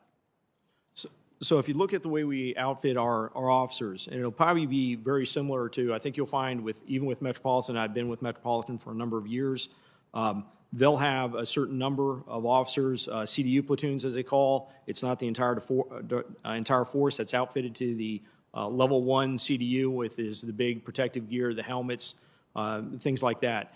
So we outfit a number of we have 7 CDU platoons that we can activate. 4 of those platoons, it's 40 people in a platoon, are activated to what we call the level 1, the full CDU gear and equipment. It requires extensive costs, extensive training to keep and maintain that level. For us, a number of our officers are posted in interior posts, screening posts, things like that, where that gear wouldn't do them any wouldn't provide them any support. So we have determined up till January 6th that number of CDU platoons had sufficed for all the demonstrations that we had been dealing with on Capitol Yeah, grounds. Mr. Sund, I would just say, obviously, those officers who you say had interior posts needed it that day. So it's not accurate to say that they didn't need it. But I know that you activated 7 of these civil civil disturbance unit platoons, and then only 4 of them had riot gear. I don't know why you would have a civil disturbance unit platoon that didn't have riot gear. But you've just testified that that's true, that only 4 of them had it. Is that correct? That is correct. And just one additional point, since I've been chief, I've actually pushed for every member in the department to have riot helmets. I had ordered those back in September. We had been looking at delays because of COVID from the manufacturer getting them delivered, and they actually just started being delivered January 4th and distributed to our officers just days before this, with limited numbers being given to the officers prior to this event. Yeah, too late for many of those officers. Chief Conte, the comment was made that Metropolitan Police does not all have riot gear. Is that true? I thought that the Metropolitan Police Department officers did have access to riot gear. Could you comment on that? Yeah, so we have 7 platoons that have the hardened gear, but all of our officers have ballistic helmets. All of our officers have batons. All of our officers are deployed with gloves as well, and gas masks. So our entire department are deployed with that level. But when you're talking about the harden all of the other extras, we have 7 platoons that have the additional. That's a different layer of protection. But every officer has a helmet. Every officer has the protective gloves. Every officer has the baton. Is that correct? And gas masks. That is correct. And gas mask. Yeah. It appeared to the Metropolitan Police Department, I'm told, that the Capitol Hill police officers did not have the training in civil disturbance tactics that they had. That's what I was told by some of the interviews that we've had. Chief Conte, is that correct? Yes, I've heard the same thing with respect to the training of the U.S. Capitol Police officers. Are all of your Metropolitan Police officers trained in civil disturbance tactics? We have platoons that are trained for every for every patrol district and our special operations division. Some officers do not have the civil disturbance training. Those officers generally they work traffic duties or they work assignments back in patrol. Chief Sund, if I could add to one other thing, Yes. all of our officers who leave the training academy, they get the basic civil disturbance unit training. So all of our officers do get the basic training, but we might have some members, for example, who've been on for 30 years and they haven't been CDU trained and they may work, back at a patrol district, but all of our members coming out the academy, they receive the civil disturbance unit training.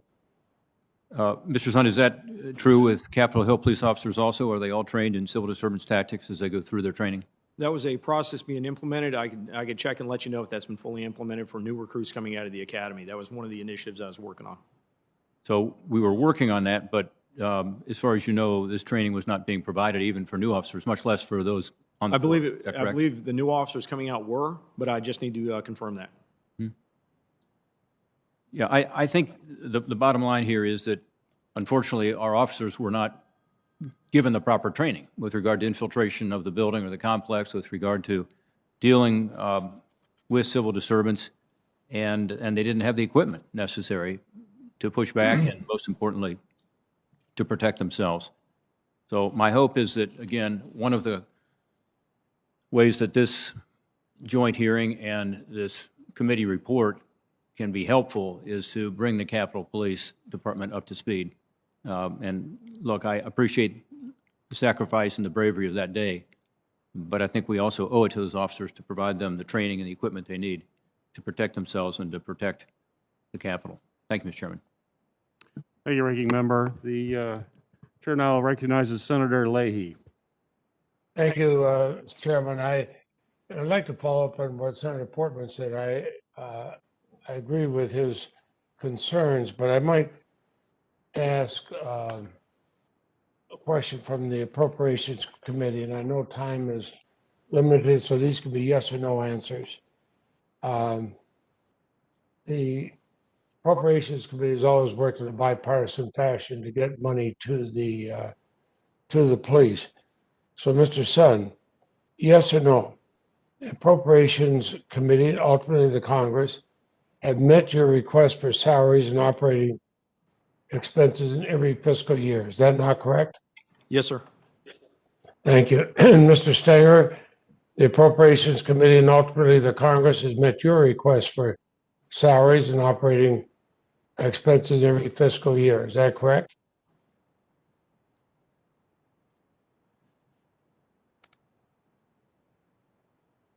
I don't hear an answer. So I ask Mr. Irving. Mr. Irving, the Appropriations Committee and ultimately the Congress has met your request for salaries and operating expenses in every fiscal year. Is that correct?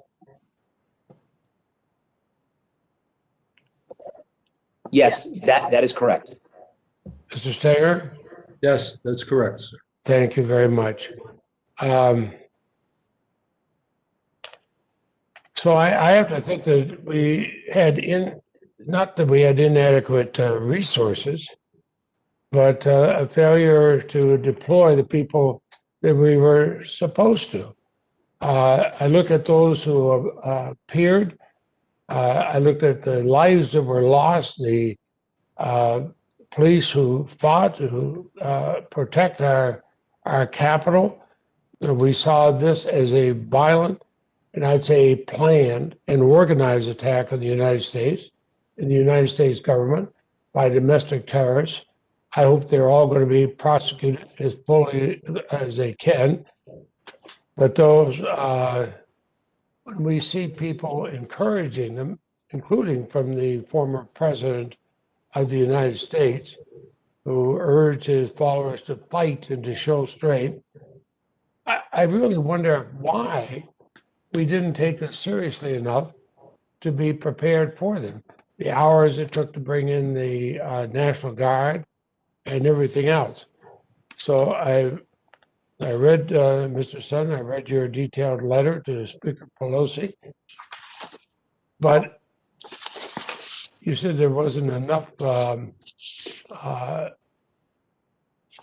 intelligence shared, but in your same letter, you stated that the intelligence assessment, I'm quoting here, indicated that members of the Proud Boys, white supremacist groups, Antifa, and other extremist groups are expected to participate in the January 6th event, and they may be inclined to become violent. How much more intelligence do we need than that? Yes, sir, that is correct. That is what the intelligence assessment said. It was very similar to the intelligence assessments that we had for the November and December MAGA marches. The intelligence assessments that we had developed for the January 6th event, all the way up until January 6th, we're all saying very much the same thing, and that's what we had planned for. We had planned for the possibility of violence, the possibility of some people being armed, not the possibility of a coordinated military-style attack involving thousands against the Capitol. Violence and armed strike me as a pretty strong thing. And I would suggest that everybody get together and look at the future, because if you have something that goes on for months, the president calling them, everybody else calling them, I worry that there was not more there. I think until we root out the hate and drove the rioters to the door that day, no fence or tank or barrier is going to provide the safety we need.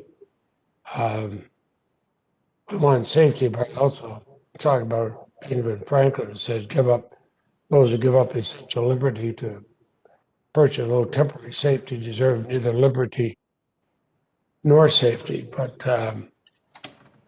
I know a vote is on, and before I close, I do want to commend Chief Conte for your swift response. You don't have an easy job charged with protecting a city as large as Washington, D.C., and balance the delicate balance with dozens of other law enforcement. But I think that I commend the two chairs and ranking members for holding this hearing. We'll hold more in appropriations, but we're going to look very closely at the request this year and say, what do we do if we have another one of these? I thank you, and I yield back my time. Thank you, Senator Leahy. Chair recognizes Senator Johnson. Thank you, Mr. Chairman. I want to start out by just thanking our law enforcement witnesses for your service. There's 2020 is hindsight. It's pretty easy to money morning quarterback, and I want to make sure that we guard against doing so. Certainly what I've seen from testimony, it seems like there's a fair amount of thought, a fair amount of due diligence that went into this. So again, I appreciate your service. I also want to say I find the videos, as you said, Chief Sund, sickening. The violence reprehensible, the racial slurs repugnant. And I want to make sure the perpetrators, the people that engage in the violence, are prosecuted to the full extent of the law.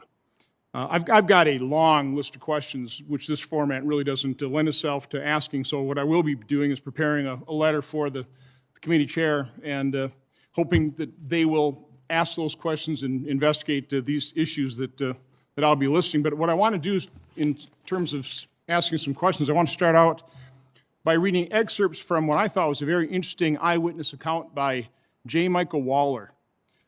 He is a senior analyst for a strategy at the Center of Security Policy. His areas of concentration include political and psychological warfare and subversion. He's a former professor and instructor at the Institute of World Politics at the Naval Postgraduate School. He's a current lecturer at the John F. Kennedy School of Special Warfare Center at Fort Bragg. He wrote this piece titled, "I Saw Provocateurs at the Capitol Riot on January 6th. And he basically arrived on scene about 11:30 from Union Station, and I'll just start reading. At about 11:30, I walked from near Union Station and noticed a small number of Capitol Police dressed in full riot gear with shin guards and shoulder guards.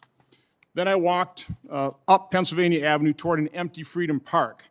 He noticed that the speech had broken up, and so a crowd was walking down Constitution Avenue. He joined them at 13th Street. But he said the mood of the crowd was positive and festive. Of the thousands of people I passed or who passed me along Constitution Avenue, some were indignant and contemptuous of Congress, but not one appeared angry or incited to riot. Many of the marchers were families with small children. Many were elderly, overweight, or just plain tired or frail, traits not typically attributed to the riot-prone. Many wore pro-police shirts or carried pro-police black and blue flags. Although the crowd represented a broad cross-section of Americans, mostly working class by their appearance and manner of speech, some people stood out. A very few didn't share the jovial, friendly, earnest demeanor of the great majority. Some obviously didn't fit in, and he describes 4 different types of people: plainclothes militants, agents provocateurs, fake Trump protesters, and then disciplined, uniformed column of attackers. I think these are the people that probably planned this. He goes on, the D.C. Metropolitan Police were their usual professionally detached selves, standing on curbs or at street crossings and exchanging an occasional greeting from marchers. When we crossed 1st Street Northwest to enter the Capitol grounds where the Capitol Police had jurisdiction, I noticed no police at all. Several marchers expressed surprise. The openness seemed like a courtesy gesture from Congress, which controls security. That appearance of low threat level made no sense.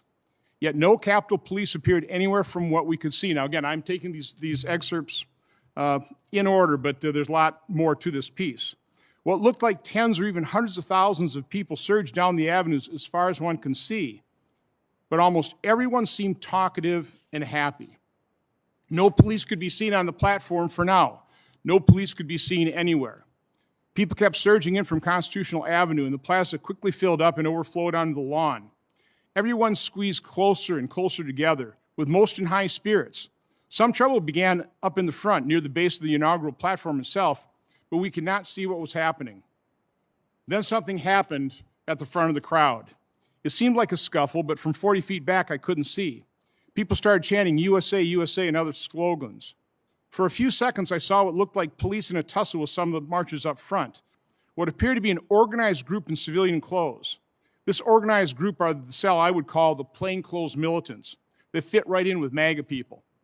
Suddenly, energy surged from the front of the crowd as the anti-riot police, above on the inaugural platform, visibly tensed up.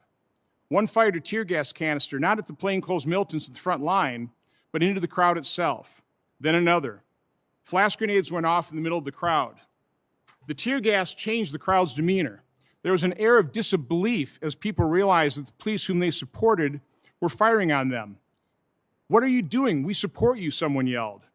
All of a sudden, pro-police people felt the police were attacking them, and they didn't know why. More tear gas. A canister struck a girl in the face, drawing blood. The pro-police crowd went from disbelief and confusion to anger. I'll stop there. The last 5 pages is titled "Provocateurs Turn Unsuspecting Marchers into an Invading Mob." So I'd really recommend everybody in the committee read this account, and I asked that it be entered into the record. But Chief Sund, I want to ask you, is one of the House managers made a big deal that this was predictable, this was foreseeable, which I don't believe. Do you believe that what happened, the breach of the Capitol, did you believe that's foreseeable and predictable?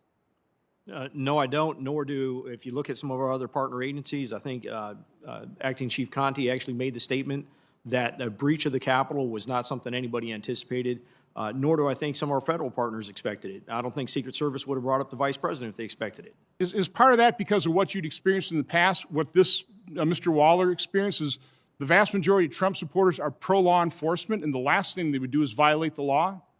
I will say that information I've received from some of my officers where they were trying to prevent people from coming into the building, and people were showing up saying, "Hey, we're police, let us through," and still wanting to violate the law to get inside the building. So, Again, I've got a long, long list. I just want to close with the two former Sergeant of Arms.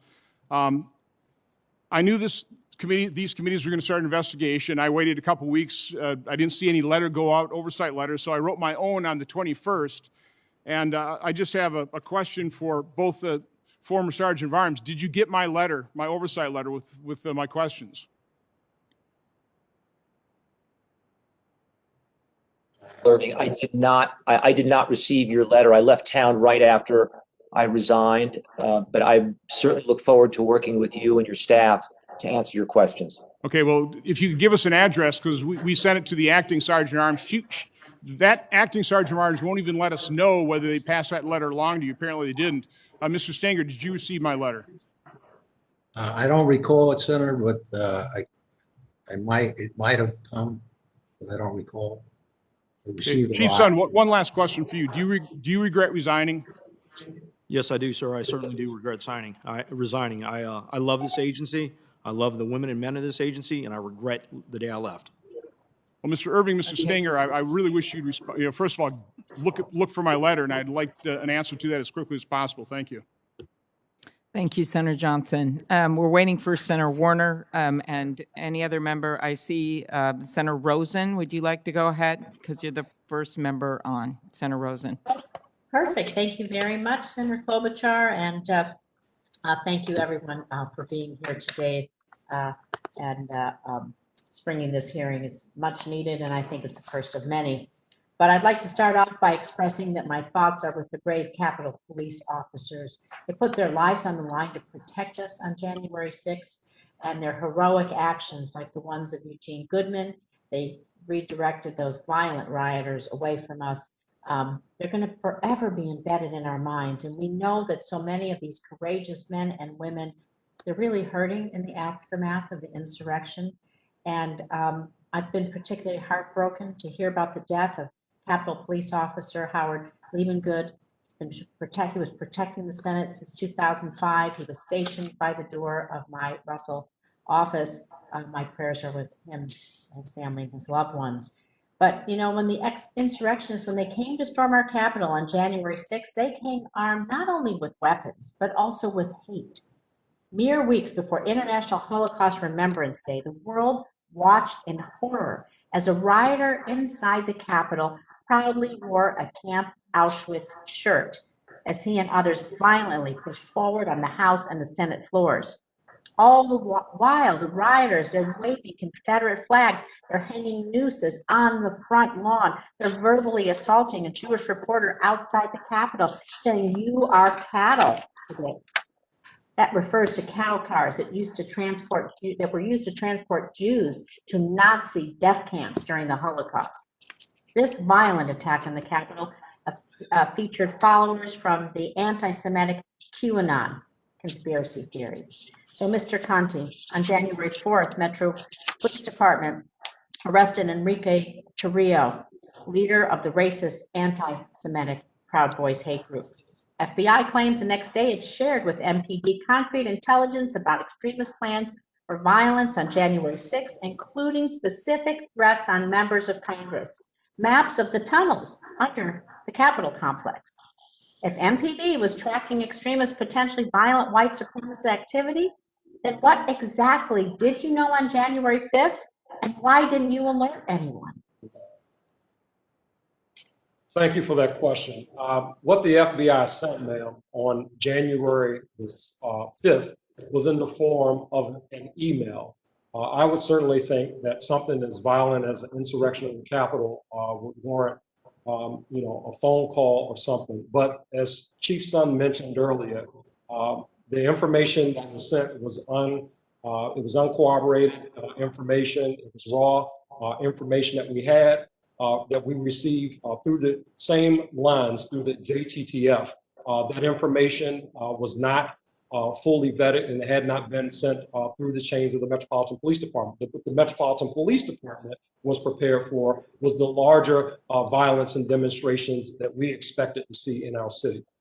That's fine. I have to ask Mr. Sund the same question now. What did you know as of Tuesday night, January 5th? Because I have a follow-up for both of you on this one. So quickly, Mr. Sund, what did you know on January 5th?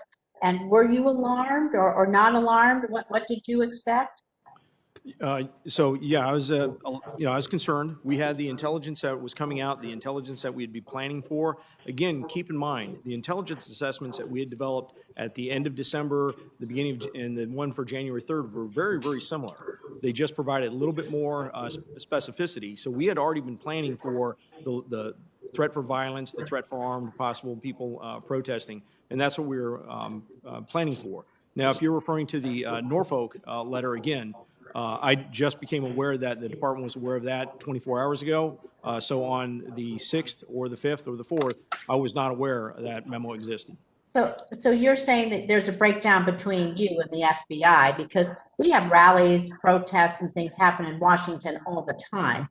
How many could both of you just maybe give a guess, how many do you think are usually with armed insurrectionists or come heavily armed out of the hundreds, perhaps thousands of rallies that we see in Washington through the year?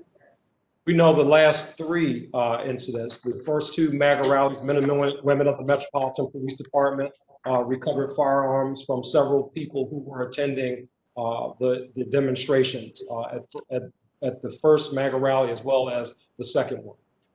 Aside from that, those have been really the only demonstrations where we've seen individuals coming armed. Well, do you think this was an intelligence breakdown or a resource issue? I think that the intelligence did not make it where it needed to be. You think the FBI did not raise this to the level they needed to with the Metropolitan Police Department, in your mind? We received it in the form of an email that came as an alert bulletin at 7:00 p.m. the day before. Al Posture is the Metropolitan Police Department. Again, I think it's reflected in our deployment in terms of not just the National Guard that was deployed, but as well as other officers from surrounding jurisdictions. That reflected the seriousness that we took with respect to the threats that we were expecting to see in the city. Mr. Sund, can you tell me, do you think this was a resource issue or intelligence breakdown or something else? If you be brief, because this is very important. Yeah, and yes, ma'am. Thank I'll you. be very brief. It was part of my introduction. I think it was more than just the Norfolk letter. I think we need to look at the whole entire intelligence community and the view they have on some of the domestic extremists and the effect that they have. I look at this as a intelligence problem that impacted this event. Yes. So what information would you have had to have heard to have raised up the flag to get more resources for the Capitol Police? Because thank goodness, I mean, we saw loss of life, and thank goodness there wasn't more, but one is too many. So what is your threshold then? What should be the threshold to protect the Capitol and protect your officers? I did in advance reach out to the Washington D.C. Police to coordinate resources, and I did also go to the both the House and Senate Sergeant Arms to request the National Guard. And Mr. Conte, I think I have 5 seconds and we can take this off the record, but I believe that there's some plans by QAnon for something to happen at the Capitol on March 4th. I want to hear what steps we're taking to protect the Capitol on March 4th from any more violent extremists. Thank you. Okay, we'll have you talk to him about that later. Senator Warner has arrived via video. And I also want to mention Senator Peters will work with our witnesses for restroom breaks and the like and let us know so that we don't want to take a long break, but I can imagine you need a break at some point here. So Senator Warner. Thank you, Madam Chairman, and thank you to the witnesses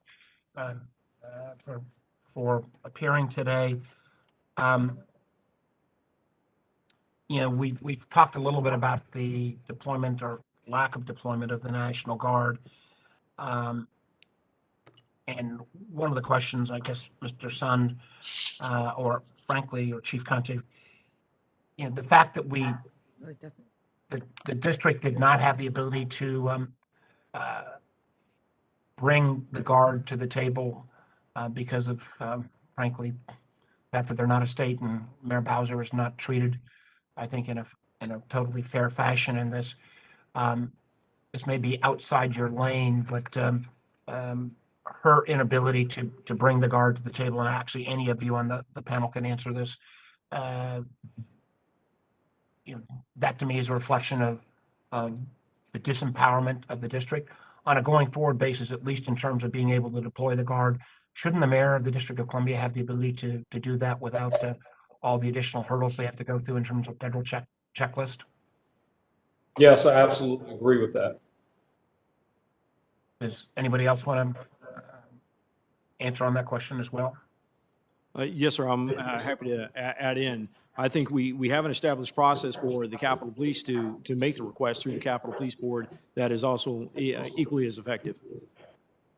Well, again, I feel like the long-term discrimination against the district, we've seen it in some of the COVID legislation where they did not receive the same kind of level of support that other states did.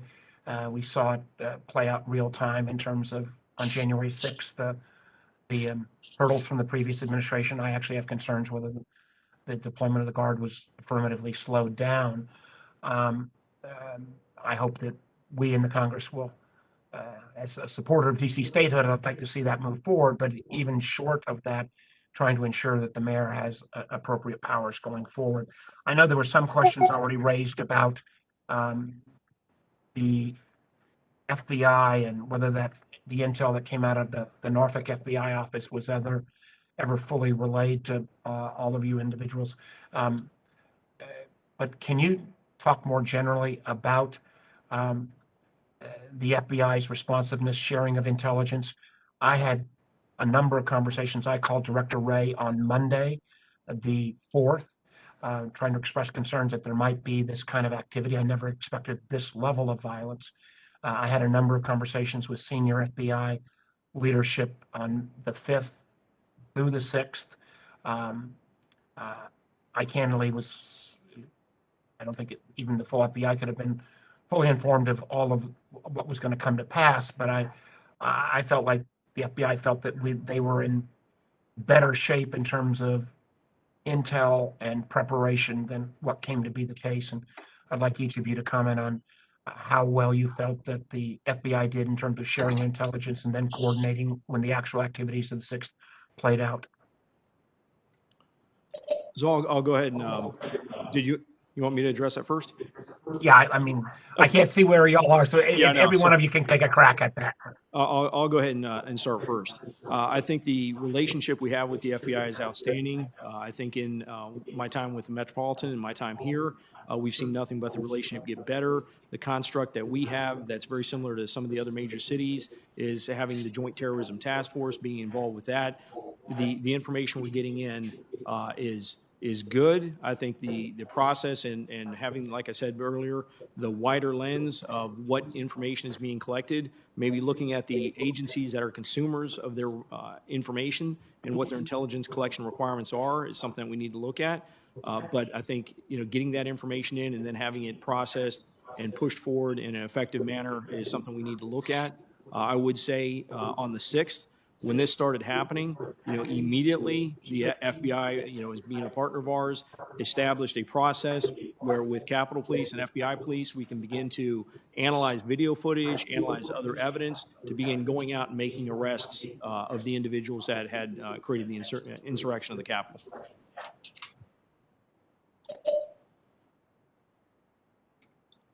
Yeah, I'll go next. How about was, did we get enough intel beforehand?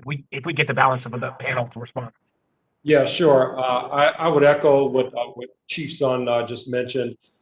We've had a great working relationship with the FBI. I think it's a whole of intelligence approach, not specifically just the FBI. When we have something as significant as what occurred here at the U.S. Capitol, if there is information, specific information out there that our government is responding to, I would think that something of that nature would rise to the level more than just an email that's sent to law enforcement agencies. That should be a larger, more involved conversation about specifics, not just some of the unvetted raw information that's out there. We see a lot of that, but I think it's more of a whole intelligence approach, not specifically the FBI. They are great partners to the Metropolitan Police Department. Thank you. Let me just, I don't know if any of the other panel members want to add any comment on that. Let me just say that this is, my concern is that in Virginia, we've seen these kind of anti-government extremists take to the streets of Charlottesville in 2017, resulting in the death of Heather Heyer. We see the same kind of groups come to the forefront on January 6th. I think this is an ongoing threat to national security. I fear at times that while the FBI and others have pointed this out, that it didn't get the level of serious review that it should have. With the prior administration, I felt at times that they did not want to take the information that was coming out of the FBI. I hope on a going forward basis, we're going to be able to be more coordinated in terms of taking on anti-government extremism, whether it comes from the left or the right. This is a real ongoing threat. I can tell you from our intelligence committee that we've seen that many of these groups have connections and ties to anti-government extremist groups in Europe, where they've taken a great precedent. I know my time's expired, Madam Chairman, but this is something we need more work on. Thank you for holding this hearing. Thank you very much, Senator Warner. We look to working with you and the Intelligence Committee on this. Next will be Senator Langford, and after that, Senator Carper. Thank you. Mr. Son, I want to try to validate something. There's a letter that's in the public domain at this point. That's an 8-page letter that was written to Speaker Pelosi that is attributed to you to try to explain the events of that day. Are you familiar with that letter in the public domain, and is it accurate? Yes, it is, sir. So in the letter itself, you describe several things in this and the details and the timeline on it. Can you tell me why you wrote this letter to Speaker Pelosi? What was the purpose of the letter? I feel at the time I resigned. I had limited communications with my department. I know my department was getting ready to go and testify at some of the initial committee hearings, and I think that she had called for my resignation without full understanding of what we had prepared for, what we had gone through. That I think she deserved to read, firsthand what we had prepared for and what I dealt with for that 6th. Okay, that's helpful. You had said in this, you talked several times about thousands of well-coordinated, well-equipped violent criminals and described them with climbing gear and all the things that you've also testified here.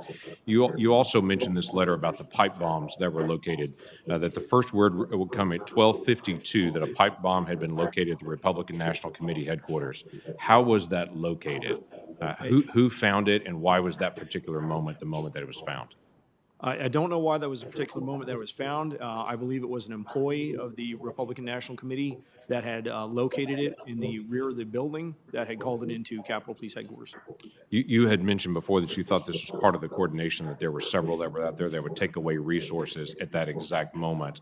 But there's no way to know that they would find it at that exact moment. I'm glad they did find it. They found another one at the Democrat headquarters as well at 150, and you document that as well. But you had to send quite a few individuals to be able to go to the RNC and the DNC to be able to go deal with those explosives that were planted there. Is that correct? That is correct. And just for your information, the RNC pipe bomb, that was one that was really run by Capitol Police. The DNC Metropolitan ended up taking that and running that so we can run 2 concurrently.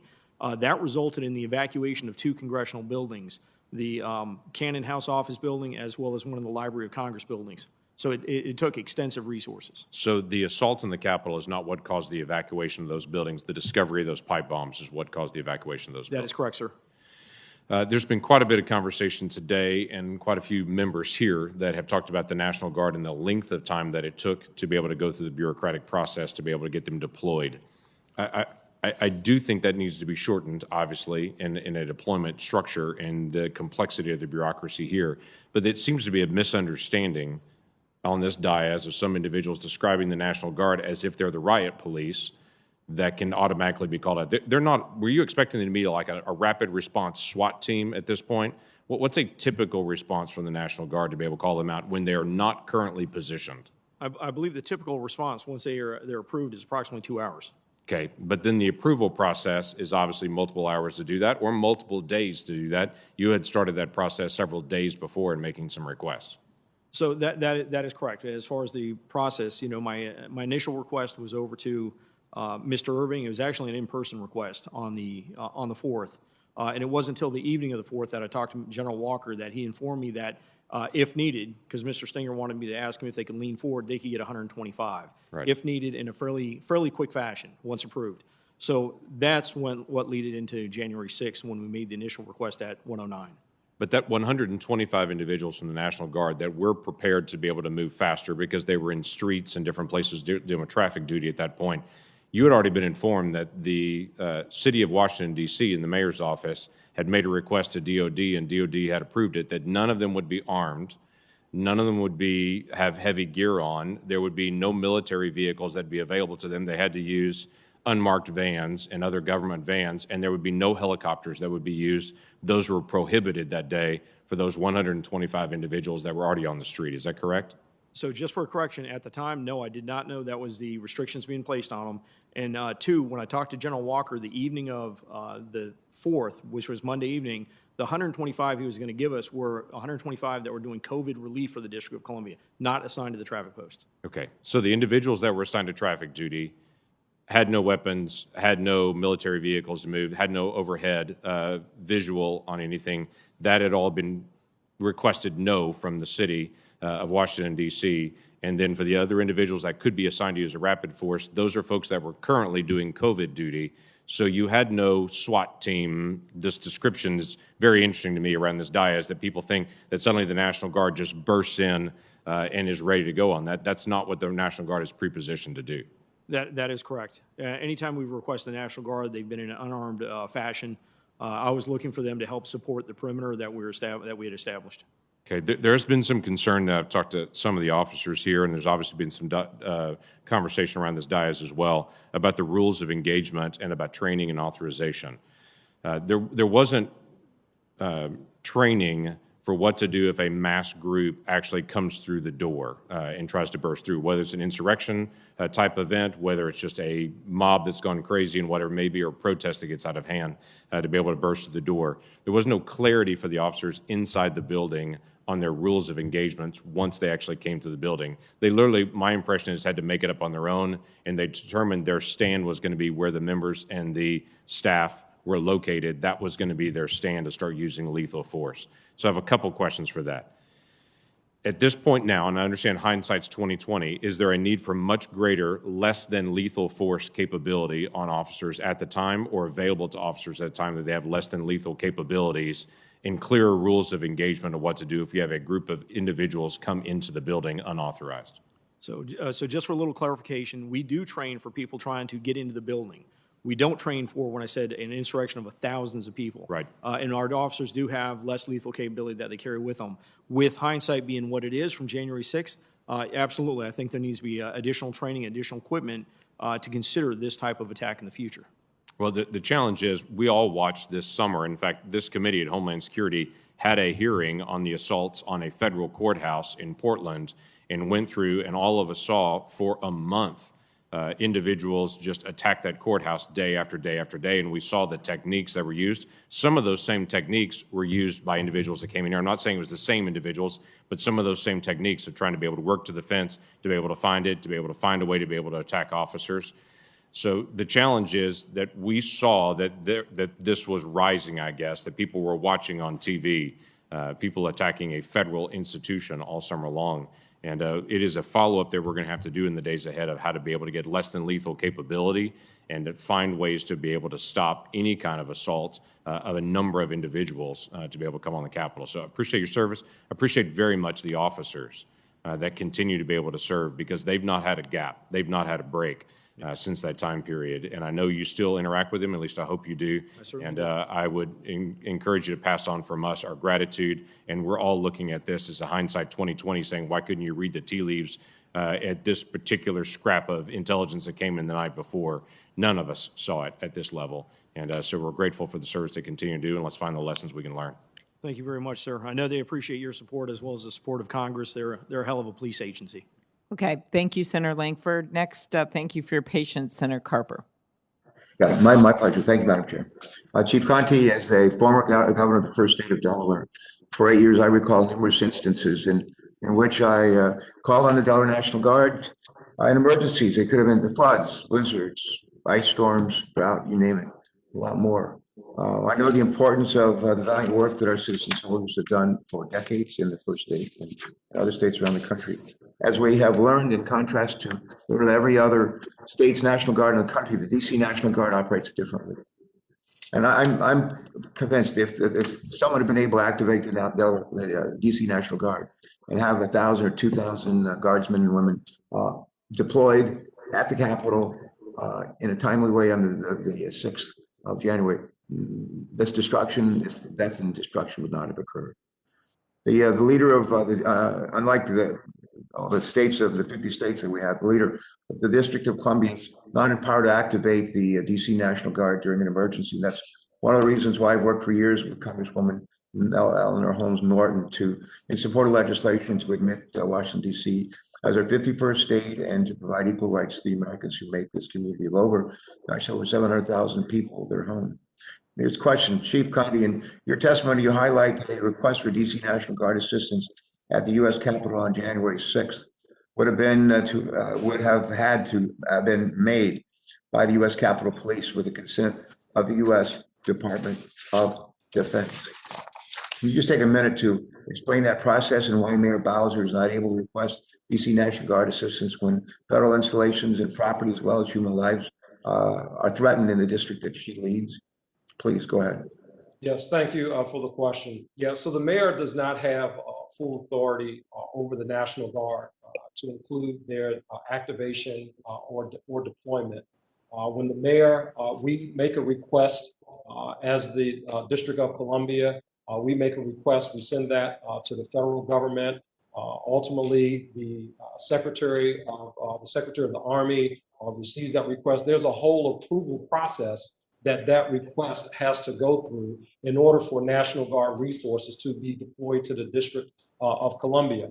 Unlike governors in other states who are able to activate their National Guard without going through those approval processes and receiving approval from the highest level of the federal government. That just does not have to take place in other states. So a real hindrance to us in terms of response and the ability to call them up.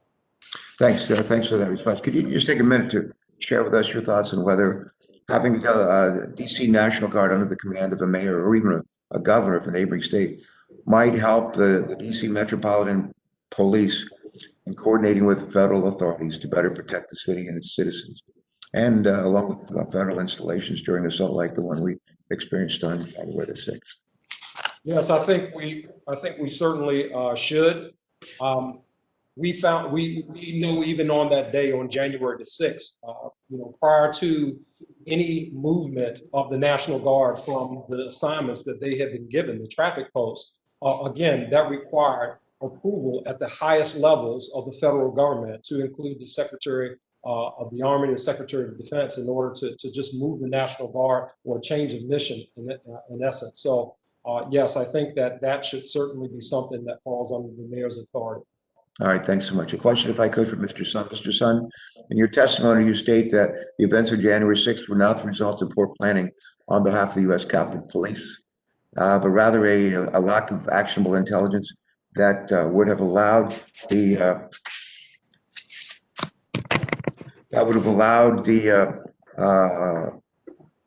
let me start over. But rather a lack of actionable intelligence that would have allowed the U.S. Capitol Police, or the Capitol Police, to properly prepare.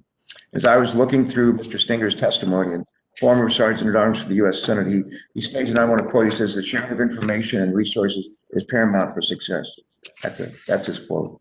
I strongly agree with that statement.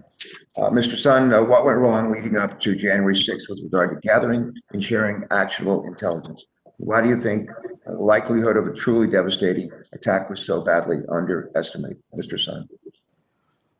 I think as you start to hear from some of the federal agencies on the investigations that are currently going on, where they're finding evidence that this was a coordinated attack that had been coordinated among numerous states for some time in advance of this, that's the information that would have been extremely helpful to us. For them to detect some type of level of coordination that would have given us the indication that we're going to see more than just a may become violent, may be inclined to violence type of preparations. You look at it now, you see, knowing what occurred, you see what type of resources were brought to bear around the Capitol. That type of information could have given us, sufficient advance warning to plan for more of an attack such as what we saw. The great Paul Newman movie, Cool Hand Luke. That line you probably, a lot of people, certainly in my generation, remember. What we have here is a failure to communicate. That was right at the end of the film. What we have here is a failure to communicate. Did we have a failure to communicate here? And I'm not one who's crazy about like pointing fingers and assigning blame, but to whom do we assign that failure to communicate? I believe that question's for me, sir. What I look at is, we have a process for communications, and it being a consumer of intelligence, I look at it more of, I think there's a failure of having a wide enough lens to look at what are the current threats that we're facing in a nation now from some of the domestic extremists. I think the communications processes are there. They need to be worked on a little bit, but I think the intelligence community needs to broaden its aperture on what information it collects. We now know in retrospect that the gathering on the rioters on January 6th didn't begin on January 5th or the 4th or the 3rd. It started like weeks before, and was fomented and encouraged, as we now know, by among others, our president. And somehow that all of that work and all the intelligence that was gathered by the FBI and other Homeland Security never found its way to the people who right here in DC could have used it the most to have avoided the tragedy of January the 6th. Thank you. Our thanks to particularly the officers of the U.S. Capitol Police and others who joined them in trying to protect us in this Capitol on that sad day. I know we have several members ready to go, and we want you to go as quickly as possible, but there's been a request from our witnesses who have been here a long time If we could give them a 5-minute break, and then we will reconvene in 5 minutes with additional questions. So we will recess for 5 minutes.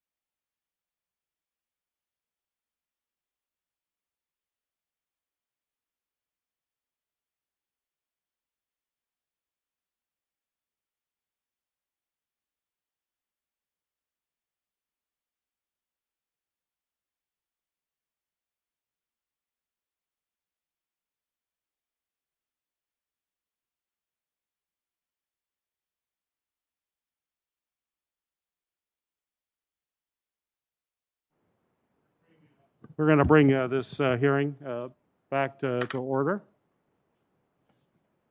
We get our remote folks. It's good to see you on remote. Mr. Sund, welcome back. Senator Merkley, you're up for questions. Thank you very much, Mr. Chairman, and thank you to our witnesses. Mr. Sund, on January 4th, MPD arrested the leader of the Proud Boys for destruction of property and possessing high-capacity firearm magazines. And on the following day, on January 5th, the FBI issued a report through the Joint Terrorism Task Force, which includes going to the U.S. Capitol Police. And that report noted that on far-right media, the threats included things such as, the comments such as, be ready to fight. Congress needs to hear glass breaking, doors being kicked in, blood from their BLM and Antifa, slaves, soldiers being spilled. Get violent. Stop calling this a march or a rally or a protest. Go, they're ready for war. We get our president or we die. Nothing else will achieve this goal. Did you get that FBI intelligence report? So to address that right when we started, the United States Capitol Police Department did get that report. I was just advised of that in the last 24 hours. That report made it from the Joint Terrorism Task Force over to our Intelligence Bureau, over to a sergeant there, and ceased moving forward at that point. No leadership, myself included, over at Capitol Police was made aware of that at the time of the event. So there is, you've referred in your testimony to the individual who is the head, John Donahue, the Director of Intelligence on the U.S. Capitol Police. And did he receive that report, but he did not pass that on to you as head of the USCP? Again, I have no knowledge that he received that report. I've been told it went over to an official of the rank of sergeant and didn't move any farther from there.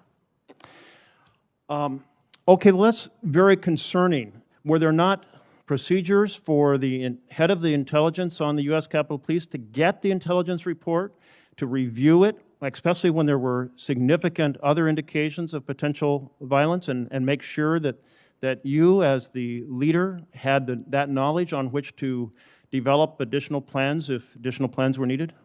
I'm sure that's something that they're looking at in their current after action. Yes, there is a process for it. But again, that's, as I mentioned before, that was raw intelligence that was coming in. And again, taken in consideration with everything else, none of the other intelligence was showing that we're looking at this type of a broad insurrectionist type of event with thousands of armed, coordinated individuals. I know you're saying that the folks are looking at that now, but my question was, did you have a procedure for important intelligence to be brought directly to your attention, and did that system break down? And that's why you did not see the warnings about blood being spilled, get violent, call, be ready to come and die. Yes, there is a process in place to make sure that critical, important information is brought up to the leadership. Again, that was something that would have gone through the development and the analysis of that information. Okay, so you're saying the intelligence side of U.S. Capitol Police failed to get that into your hands. Let me turn to rules of engagement.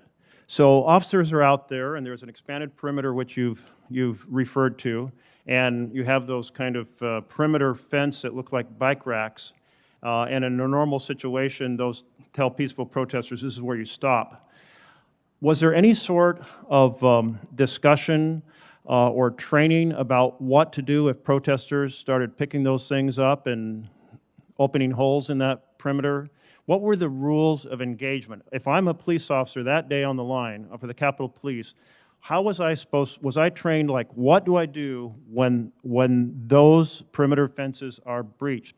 Do I use spray? Do I use a stun gun? Do I use tear gas? Do I have a clear sense of exactly how I'm supposed to respond? Yes, there is a rules of engagement. There's use of force policy, and there's also civil disobedience unit training that has to do with when you have a non-compliant group, how you deal with non-compliance and gaining compliance, which would include hand control techniques, the application of chemical spray, and then impact weapons. So on that day, you issued rules of engagement that included what specifically? I'm an officer, what was I supposed to do if those barricades were breached? There's rules and engagements that exist. They weren't issued just that day. They existed. They don't vary from event to event based on threat analysis? No, sir. So that perimeter, you said got larger, which meant police officers were spread out over a larger area. So once it was breached, what are the directions to the police on the team to be able to retreat to a defensible point? So what we had is we had what's called an incident command system established. You have an incident command for both the exterior, the resources on the exterior of the building that would provide those officers, those CDU units, with specific directions on where to go, what's the next step, if you're going to retreat up to the upper west terrace, which is what they were told to do, as well as an incident command system inside the building handling the joint session and activities going on inside. So I'm out on the plaza, and the crowd swarms past me. I have an assigned place to go to retreat to that is defensible? The incident commander would be providing direction to people in the field on where to retreat to make the next stand. So no advance information. And how do you avoid the situation of those who are guarding a door, closing and locking the door, and leaving police officers stranded outside of that locked perimeter? So your question, how do you prevent that? Is that what you're saying? How do you prevent that? If you've got folks who are guarding a door and protesters are trying to get through it, so they're trying to lock that and prevent it, and there isn't a pre-plan for how to deal with officers who are stranded outside of those doors, how's that handled? Do you have drills on that? Do you have set instructions on that? Again, that's something I would look for the on-site official, the on-site incident commander, to provide those officers with directions where to relocate to. Okay, let me put it this way. Have you ever held a drill to respond to this situation where a crowd pushes past the exterior barricades? Not this level of situation, no, sir. To what level have you had such drills? We've done various exercises with people, activities on the grounds during civil disobedience training, how to handle riotous groups. Okay, thank you. I'm going to turn just seconds left to our former Sergeant of Arms for the Senate, Mr. Stenger. At the time that we were in the Senate chamber and the protesters, the rioters, reached the perimeter of the Senate, there was a very quick rush to try to lock the doors, and there were people searching for how do you lock these, and there's many entrances on the balcony. Have there ever been any sort of a drill with the Sergeant of Arms team or in partnership with the Capitol Police on how to secure the doors to the chamber as a last point of defense? Yes, sir. At least once a year, they hold a chamber action drill where they would work together with the Capitol Police, with the doorkeepers to do a lockdown. So they know how to, when they should lock down and when they should release. So that is done as an actual drill where people have to run, get the keys, lock the doors, they know what doors they're supposed to guard, are they supposed to guard them from the inside or from the outside and so forth? Yes, sir. And when was the last such drill of that nature conducted? I'd have to go back and check, but they try and do it once a year. Okay, I think I'm out of time, and I thank you very much to the chairman. Thank you, Senator. Senator Scott, you're recognized. Thank you, Chairman. First off, I want to thank everybody for your hard work. We have National Guard up here. We've had them, I guess, since around the 6th. Can you all tell us how you made the decision to bring the National Guard here, each of you, to the extent you're involved or if you're not involved, how the decision was made? That's the National Guard presence we have here now. So not as a result of the riot, but the National Guard has put up the fencing and all that. Okay, so that began to be developed the evening of the 6th. When we made the request, we got the National Guard in. We started looking to the future, what was going to be next. We started talking about bringing in the first section of global fencing, which basically went right around Capitol Square, which is Constitution and Independence, first to first. We got that in place, and we started looking at what necessary National Guard resources, working with the National Guard representative. So that was developed with Capitol Police, working with, I believe Sergeant Arms at the time, in the evening going into the 7th that we developed that. Okay. Were you the only one involved, or were the sergeant at arms involved? I believe so. I'd have to go back and pull that information. We were working on a number of different aspects of it at the time, but I had my general counsel as well as our operations people working on the request and the coordination with the National Guard. And what was the purpose of the original, the National Guard that came, put up the fencing? What was the rationale? What was the threat assessment? So just to make sure I understand, you're talking about the National Guard that came on the 6th? No, the presence that stayed after. Oh, the one that stayed after. So what was the threat assessment? What was the threat assessment, and why was it set up that they would be here for, it seems like now months on end? Well, again, beyond, the 8th, again, my departure date was the 8th, so the information I have is up until the 8th. It was they were putting them in place based on the mass insurrection that we had on the 6th. I wasn't aware of any additional intelligence at that point. They were just concerned about possible violent extremists regrouping and staging another attack on the Capitol. So you haven't seen anything that would give us a threat assessment now that we have a concern that we need to have the National Guard presence. It doesn't mean there's not some, but you haven't seen anything. No, sir. I've been really not in that environment since the 8th. Okay. Anybody else that's any of the others that are here to testify? Do you have any threat assessment you've seen that there's a reason that we have the National Guard here today?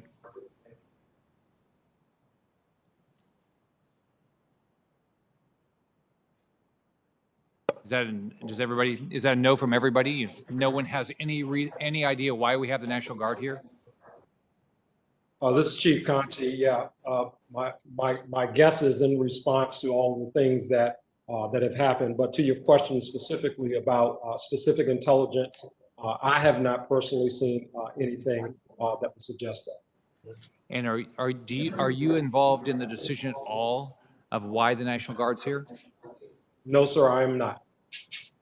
And they've not shared any threat assessment with you at all with regard to why the National Guard's here? That has not been shared with me, no. Does that surprise you? I can't say that I'm really surprised. Quite frankly, we have talked about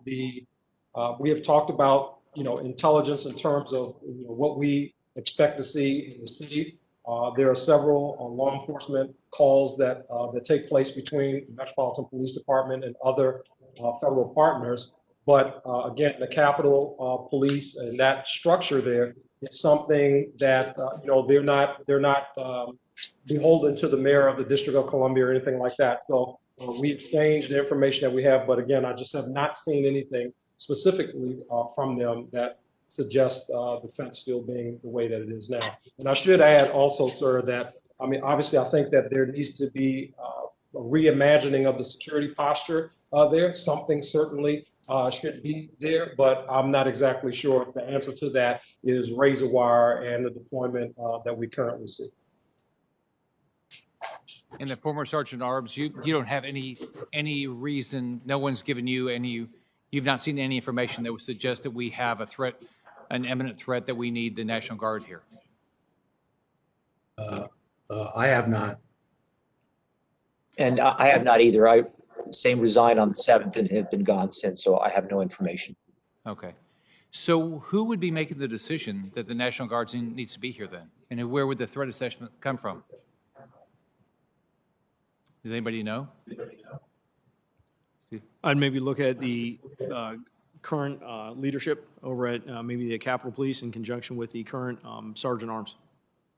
Okay, so it would be the head of Capitol Police and the acting Sergeant at Arms.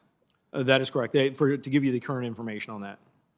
And would they coordinate with the Metropolitan Police? Well, if there was intelligence that would indicate the need for such activity, it would usually be shared with our partner. Our local law enforcement would share our perimeter and our borders. And if there was a threat out there, would that be public? Would there be some public information that they would put out normally? Again, that all has to do with the nature of the threat, the classification level of the threat. But again, that would be shared with law enforcement within the District of Columbia through through the joint JTTF as well as the executive board for the JTTF. I'm flabbergasted that not that you don't know now, but that there's no public information about why we have all these National Guards here. I mean, does that surprise you? It's a significant security deployment. Again, I believe it's based on the facts of what they've seen. You know, hindsight being what it is. It's the facts of what occurred on January 6th, this unprecedented insurrection. Yeah. Thank you, Mr. Chairman. Thank you, Senator Hassan. You're recognized for your question. Thank you, Mr. Chair, and thanks to all of the witnesses for being here today. I especially want to take a moment to acknowledge the heroism of the officers of the U.S. Capitol Police, law enforcement, and other employees of the Capitol who bravely worked to protect our democracy on January 6th, and who have done so much work to restore our Capitol since that day. I also want to thank all of the families of our law enforcement and Capitol Hill staff for what they went through watching this unfold in real time. I want to start with a question to Chief Conte, if I could.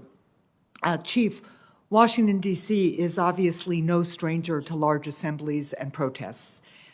So what is the standard process for protests in Washington, D.C. when it comes to interagency coordination and information sharing? And following the events of January 6th, what recommendations do you have for improving coordination and information sharing? Thank you for that question. There are several discussions, meetings that take place between the municipal police department as well as our federal partners. We oftentimes have coordination calls with the National Park Service simply because in a lot of the federal lands, they authorize the permits for the federal land. So there's coordination that has to happen there between the Metropolitan Police Department, U.S. Park Police, U.S. Capitol Police, U.S. Secret Service. With respect to the intelligence, again, you know, our partners from the FBI, they're often part of those discussions.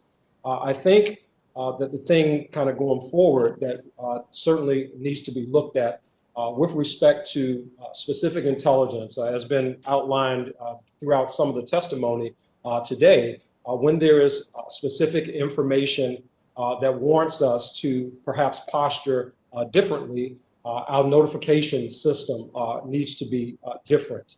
The JTTF distribution list that we have is not something that is a monitored list 24 hours a day, 7 days a week that would generate an immediate response to that. When those communications are sent out, there are staff members who at some point will get to that information. But I think that, that has been laid out, you know, when we're talking about something of this magnitude that could potentially happen and ultimately did happen in our city, it should posture us to move differently. Perhaps with convening phone calls, you know, immediately and not, you know, counting on an email or something, making it through the chain, to the levels that it need to make, you know, for other decisions to be made. Well, thank you for that answer. One of the things I would observe is sometimes ahead of events like these, just scheduling ongoing check-ins with leadership at all of the agencies that need to coordinate can have the effect of sharing information in real time. I want to move to a question to Mr. Stenger, Mr. Irving, and Mr. Sund. The Secretary of Homeland Security has the authority to designate events with national and international significance as national special security events, but that didn't happen for January 6th, even given the threat information readily available ahead of time. Designated events are eligible for expanded federal support related to the security of the events. So prior to January 6th, did anyone from the Department of Homeland Security contact you about a potential national special security event designation? And we'll start with you, Mr. Sund, and then move to the others. Thank you, ma'am. No, I'm not aware of anybody from DHS reaching out and requesting, you know, if we want to follow up, if this wanted to be a national special security event, or if we were going to request that to be, or if they were going to identify and designate what they call a SEER, a special event rating. to the event. No, I'm not aware. Thank you. Mr. Stenger and Mr. Irving? No one contacted me. Thank And you. the same with me, Senator. No contact with me or my office. Well, thank you for those answers. I look forward to following up with the Department of Homeland Security about this during the next hearing on this topic. Mr. Sund, my last question. The officers of the Capitol Police work each and every day to keep the U.S. Capitol safe and secure. We are all grateful for the brave work of the U.S. Capitol Police officers on January 6th. Tragically, the law enforcement community has now lost 2 officers to suicide since January 6th as a result of the insurrection and the events then. My thoughts, and I'm sure the thoughts of all of us here today, are with the families of MPD Officer Jeffrey Smith and U.S. Capitol Police Officer Howard Liebengood. Mr. Sund, what mental health resources are currently available to the United States Capitol Police officers, and are these resources sufficient? The department has brought in significant mental health resources, and I certainly do appreciate your recognition of that. I've talked to a number of officers who have definitely gone through the battle and feel that they're feeling a lot of trauma from it. But I know the chief of police, the acting chief, has brought in significant resources. We had the employee assistance program, but they brought in a number of outside contractors that have gotten very good response. So I think there's a lot of mental health resources available, and I know a number of officers are taking advantage of it, which I'm happy to see. Well, so am I, and I would encourage all officers who feel that they could benefit from counseling to reach out for it. And I would certainly encourage, and I'm sure my colleagues here would too, that all leadership in law enforcement reach out to us if they feel the resources are strained or need bolstering in some way. Thank you all for your service. Thank you very much for your testimony and for being here today. To the chair and ranking members of our respective committees, thank you so much for organizing this hearing.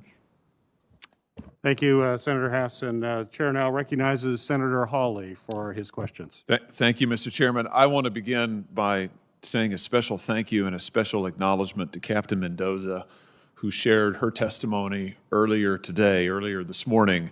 Captain Mendoza is a native of Missouri and an alumna of Park University, if memory serves. And I just want to say to her, I want to thank her for being here today, but also for her incredible bravery and courage on January 6th. And on behalf of the entire state of Missouri, I want to say thank you for what you have done. Thank you for what you represent. And I also want to take that opportunity to say again now, as I said on the night of that terrible day, a thank you to all of the law enforcement from all of our various branches who responded in this dire emergency to face these criminal rioters, these violent criminals, to repulse them from the Capitol and to secure this space so that the work of Congress could continue. So thank you, and a special thanks to Captain Mendoza from the state of Missouri. Mr. Sund, if I could just return to the question about the National Guard activation. I'm a little bit confused about the timeline here, and I want to ask you and Mr. Irving some questions just so I can get this clear in my own head. I'm looking at your written testimony.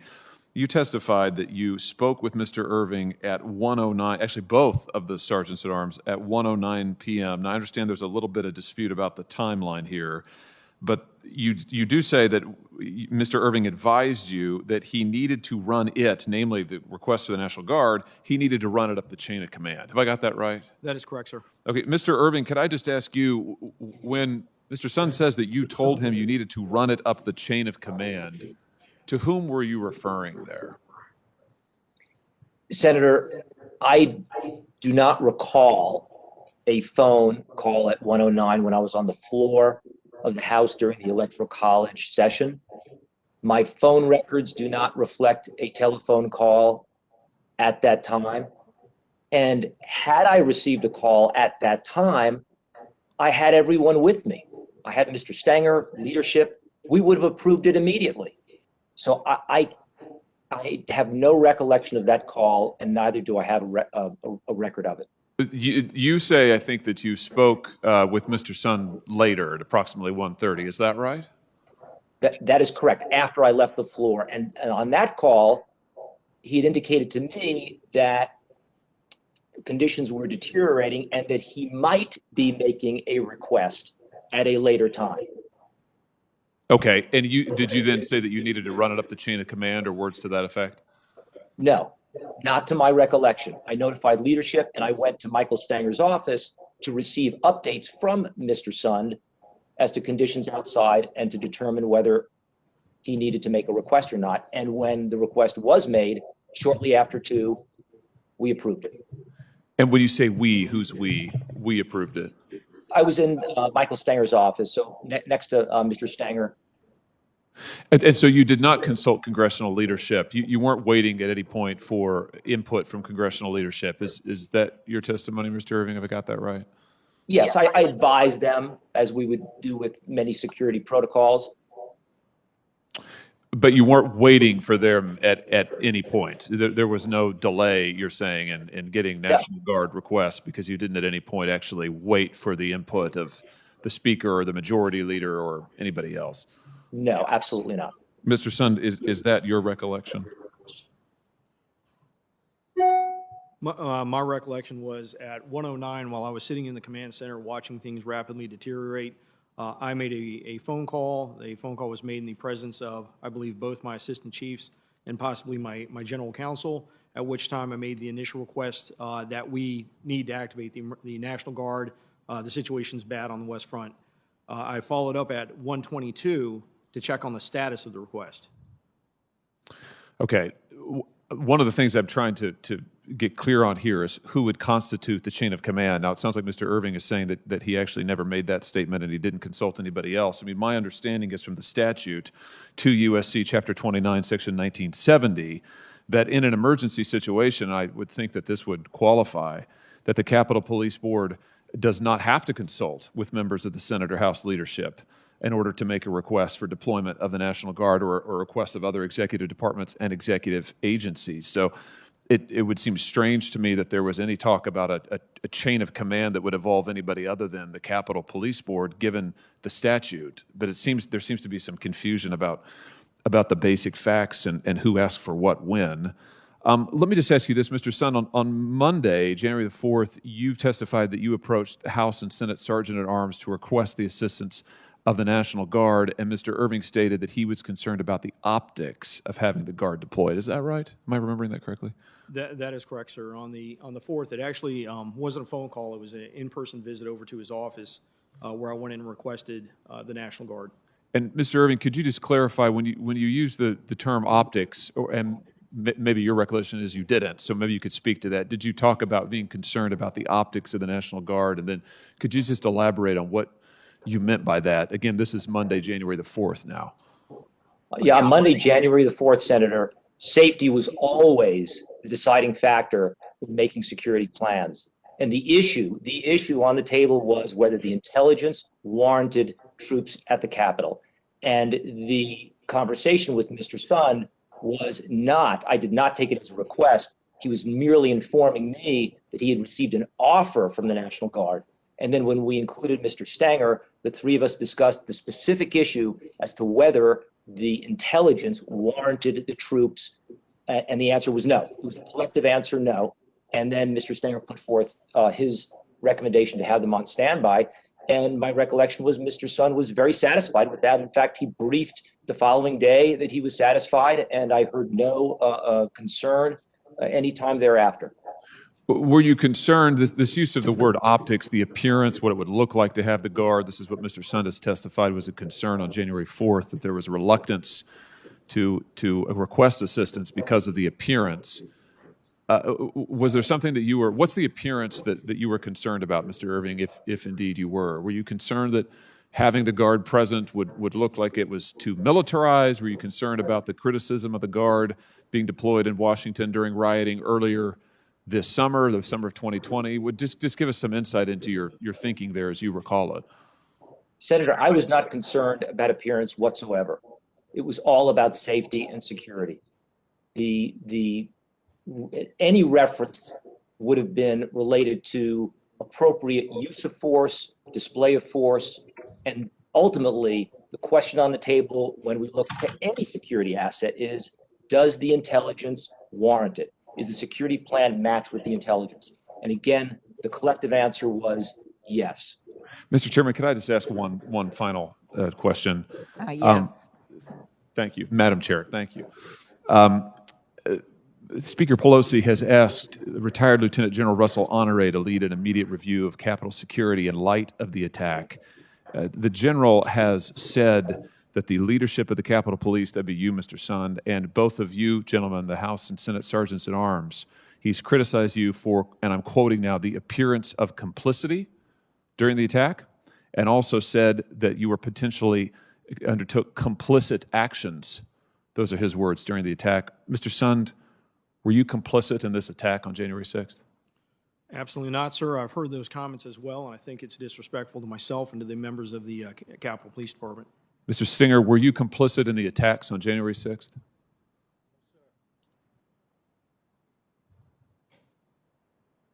Mr. Stenger,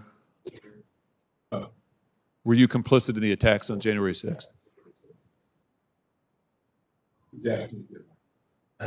Sir. Mr. Irving, were you complicit in the attacks on January 6th? Absolutely not, Senator. Yeah, of course none of you were. There's absolutely no evidence to that effect. And Mr. Sund, I think your comments are appropriately taken to allege that any of you, were complicit in this violent mob attack on this building, I think is not only extremely disrespectful, it's really quite shocking. And this person has no business leading any security review related to the events of January 6th. Thank you for your indulgence, Madam Chair. Thank you very much. Next, a new member of both committees, Senator Padilla.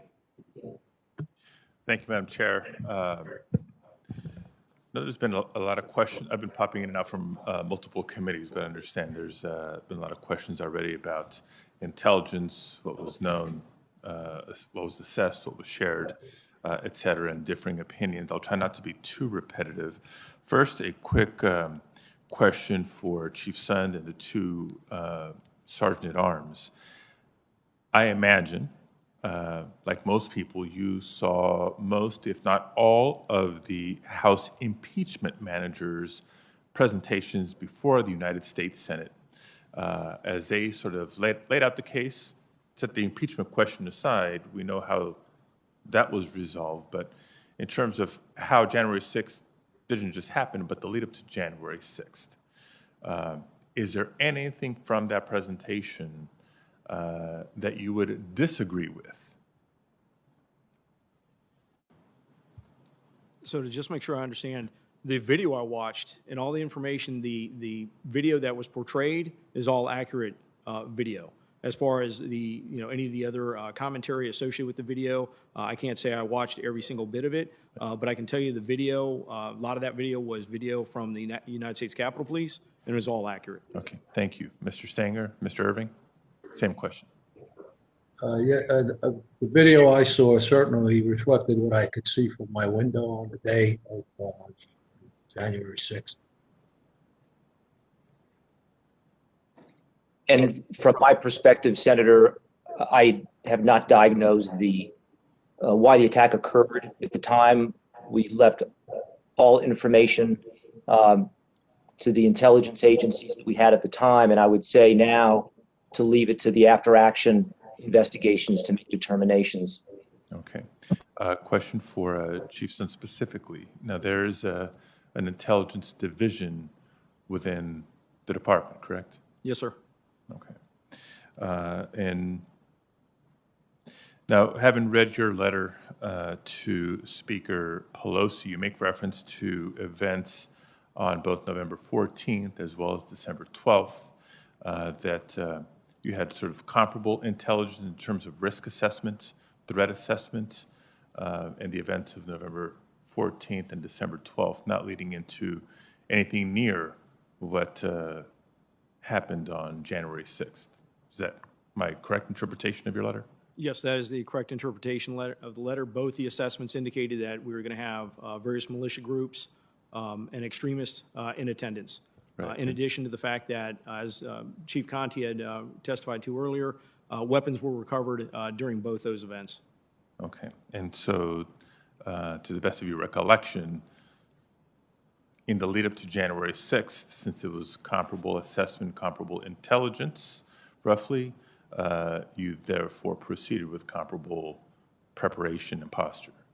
Yeah, that is absolutely correct. We proceeded with the posture of seeing it could have instances of violence. We knew it was going to be focused on the Capitol.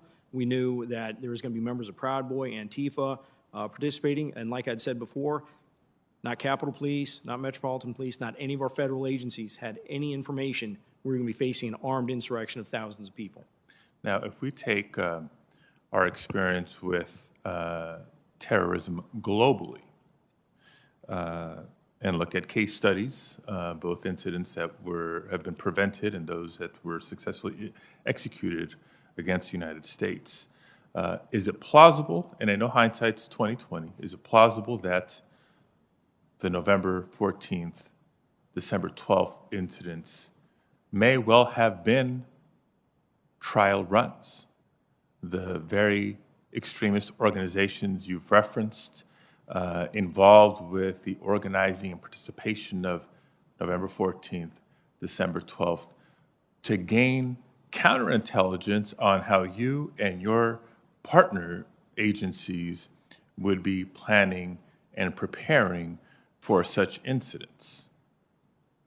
Well, as you rightly point out, when you look at some of the terrorist attacks that have occurred, there has been pre-planning, there has been pre-surveillance, pre-collection of intelligence on the security features. I don't know if the November and December were two instances of that, but I would suspect with the fact that we're finding this was a coordinated attack, I wouldn't doubt there was pre-surveillance. So we don't know they were, we don't know they weren't. That's my Correct. point. Correct. And I know the intelligence folks will be here at a subsequent hearing, but we're all in this together. In your letter and your testimony earlier today, you bluntly said the intelligence community missed this. That is correct, sir. That's the way I feel. Now, who was Commander-in-Chief on December 6th? When you say Commander-in-Chief? Who was the President of the United States? Donald Trump, sir. Overseeing the intelligence community that missed this. Repeat your answer. For the entire 18 agencies that represent the intelligence community? Yes. Yes, sir. He would be Commander-in-Chief. And who was that again? President Donald Trump. Okay. Let me ask a couple questions on a different topic. I think it's obvious to many across the country. I was one of 3 senators who was not in chambers on January 6th. I had the benefit, if you will, of watching the events occur in real time, both inside the Capitol and outside the Capitol on television. One thing that was not lost on me and many people that I've talked to is the difference in both police presence and response on January 6th compared to events from last summer when peaceful protesters were demonstrating in the nation's capital in the wake of George Floyd's murder. Last summer, they were met with significant force. A couple of data points. To date, some 250 individuals who were involved in the Capitol insurrection of January 6th have been arrested. More will likely be arrested in the coming weeks and months, but only a small number, about 52, of these individuals were arrested on January 6th. By contrast, during the largely peaceful protests of last summer, 427 people were arrested. On June 1st alone, 289 people were arrested. Similarly, some 300 protesters were arrested during the Kavanaugh hearings in 2018. So, question, Mr. Sun, can you tell us exactly how the Capitol Police preparations for January 6th differed from preparations for the protests from last summer? And if you can specifically address if they were the same or different use of forward guidelines in place on January 6th compared to the protests of last summer, or any criteria for making arrests on January 6th versus the protests from last summer. Okay, and if you could do that in about a minute. Yes, ma'am. I will, Thank you, Senator. I will do that very concisely. Okay.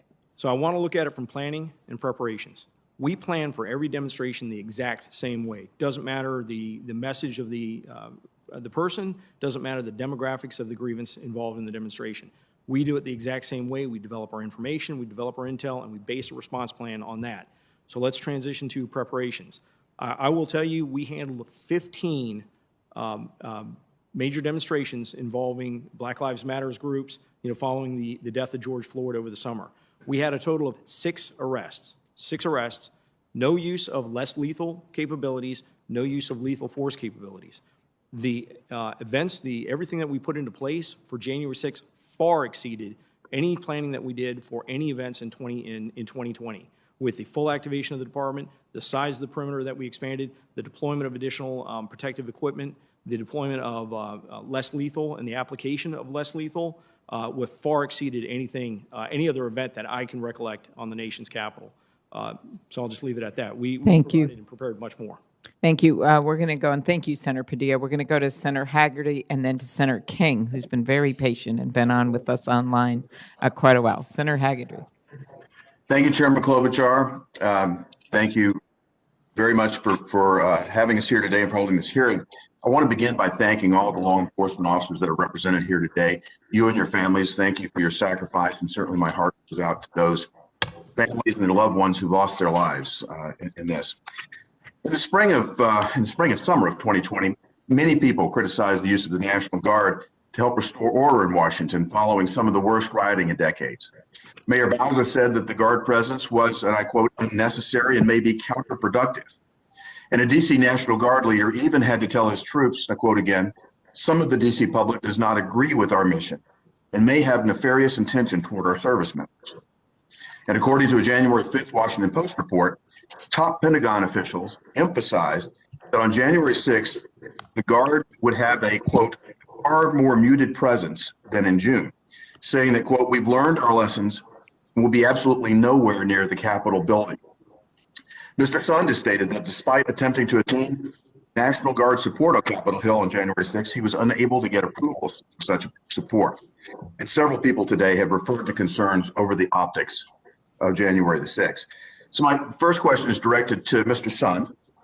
Do you think that the backlash against the use of National Guard troops to restore order back in the summertime led to reluctance in advance of January 6th to utilize Guard troops to protect the Capitol? Sir, I cannot really testify to what the inner working was or working decisions over at the Pentagon regarding either the decisions from over the summer or the memo that was put out by the Secretary of the Army on the 4th. However, I was very surprised at the amount of time and the pushback I was receiving when I was making an urgent request for their assistance. That's regrettable. I'd also like to follow up on a line of questioning that Senator Hawley brought up. Speaker Pelosi had indicated that she intends to establish a commission to examine the events of January 6th. Of course, that's why we're here today, examining those issues. And Speaker Pelosi has also appointed a retired Army Lieutenant General, Russ Honore, who is going to lead the investigation of what happened. But days after the attack, General Honore said, I think once all this gets uncovered, again, I'm quoting him, it was complicit actions by Capitol Police. Before he added that you, Mr. Sund, were, quote, complicit along with the Sergeant at Arms in the House and Senate. My question is, do any of you believe that comments like these by Mr. Honore suggest that he is someone who is well suited to conduct a serious and unbiased review of the events of January 6th? If so, please explain. I'll go ahead and start with that response. As I mentioned before, I found the comments that he made regarding myself and also the Capitol Police officers highly disrespectful to the hardworking women and men of that police department, and also to myself. I welcome and I look forward to an after action that will move this agency forward, move our partnership with the federal agencies forward, but it has to be done in an unbiased fashion. I couldn't agree more, Mr. Sund. Any other responses? I would disagree with the general's what he said. I don't believe that's true. There's a lot of people that put themselves in very much danger on that day, and I think saying something like that is just not in good taste. Yeah, I can't imagine that being said myself, implying that you all were complicit in this. But I thank you for your answer and for your service. I yield back, Mr. Chairman. Madam Chairman. Thank you very much, Senator Haggerty. Next, Senator King.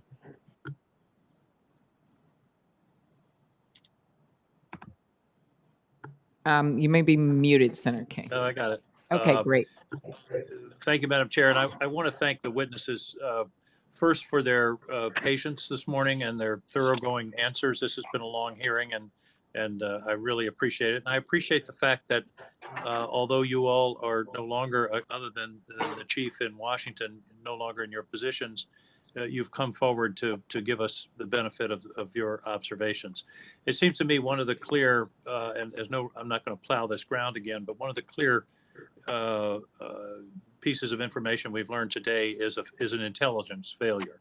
Not necessarily a failure of intelligence, but a failure to communicate intelligence. And I think that's something that we all need to think about, and you can be very helpful to us in suggesting what should be the chain of communication in terms of intelligence. You can't adequately prepare if you don't have the information, and it clearly seems to me there were some failures. Chief Sund, I have a specific question for you, and it's more forward-looking, but I'd appreciate your insights. The question is, how do we protect the Capitol from either an angry mob or, probably more likely, one or two or three malignant actors without turning it into a fortress? How do we allow the American people to go in the rotunda, to tour the Capitol, to picnic on the grounds, to play with their kids? That it seems to me that going forward, that's really one of the challenges. We want security, but we don't. I would hate to see the U.S. Capitol turned into a fortress. Your thoughts, Mr. Sund? I think you need your mic on there. Thank you. There we go, ma'am. Thank you very much. I'll go back to your original comment with the intelligence and the communications. I think we have the process in place for when we have credible intelligence, especially high-level credible intelligence, to quickly get to where it needs to be. I think my big concern is, on the collection, on how wide we're casting the net to collect our intelligence that would have revealed this was coming, and we were facing this type of mass insurrection. I definitely want to say the Capitol Police is well-versed, well-trained on handling what you're talking about, a Mumbai-style attack. A couple of, attackers armed, active shooter events, things like that. Those are the type of events that we are ready for. It is the thousands of people that are storming the Capitol that creates a big issue with us. So when you talk about, physical security, and I'd mentioned it in my opening statement in one of the initial questions, I think there are options for maintaining an open environment, an open campus type of environment, while putting some substantial physical security measures in place, both for the building, the skin of the building, as well as farther out. Time and distance is our best friend, and the most important thing is to provide some kind of protection farther out, so the officers have more more time to deal with it. But that's something that I think should be discussed in a closed or classified session. I understand, but and I hope that is a discussion, Madam Chair, that we can have. I think that's a very important because we just, as I say, we don't want the United States Capitol to be so protected that it's inaccessible to the American people. Amplify on your intelligence. It seems to intelligence answer. It seems to me you're saying it's communicated adequately, but we didn't have the collection that we needed. For example, the Norfolk, Virginia letter. Is it how does it get filtered, and where does it get filtered? Again, the Norfolk Field Office letter. That's something to consider, because even on the 5th at noon on the 5th, I held a joint conference call with the members of the board, my executive team, a dozen of the top law enforcement and military officials from Washington, D.C., where we discussed the upcoming events on the 6th, the upcoming events for the inauguration, any kind of threats, any kind of issues we may have. And even though we had the director of the field office, for the Washington field office of the FBI, nothing was mentioned about it. So I think my big point is, I think we need to look out. There's significant evidence coming out that the insurrection that occurred on the 6th was planned, coordinated well in advance, coordinated almost to the point where you're looking between a number of states where you're having events coordinated. And it's that detection that I think would have been key to putting the effective security in place for this event. Finally, when we're talking about providing this level of security, is there a playbook? Is there a contingency plan that's literally sitting on a shelf somewhere that says demonstrations around the Capitol, here's what you do? I mean, some of the timing things, for example, the deployment of the National Guard might have been faster had there been a predetermined set of phone numbers, actions, steps to be taken. Does that exist? And if not, should it exist? To the level where you're including the National Guard, there is a process where we handle special events and demonstrations, but I tend to agree that we need to streamline the process that we request the National Guard in the future. And yeah, because clearly there was a delay there that was an important part of the response at the time. Madam Chair, I want to thank these witnesses. I think they've really made a contribution, and they made a contribution when they were serving in their respective positions. Thank you. I yield back. Thank you. Thank you, Senator. Senator Sinema is recognized for her questions. Oh, thank you, Mr. Chairman. My first question is for Chief Conte. What coordinating actions were taken in the weeks leading up to January 6th to share intel across federal and local law enforcement? And what security planning took place and with which agencies? Thank you for that question. So there were a series of several meetings that took place leading up to the events of January the 6th. There are the weekly law enforcement partners calls that take place where our federal partners are part of that. There's the First Amendment coordinating calls that took place, at least two of those prior to this event. There's a National Park Service permitting call that also took place prior to this event. And as Chief Sun mentioned, several calls involving several of the law enforcement entities leading up to the events of January the 6th. So there are a significant amount of phone calls or virtual meetings that took place leading up to January the 6th. Thank you.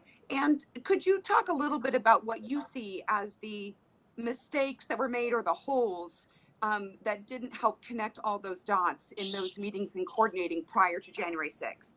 So I think the major issue, at least from my perspective, I think that in terms of the sharing of information, how it's shared, I think that is where the focus should be. Again, we're talking about a report that came from the Norfolk office on the day before that night. It's around after 7:00 p.m.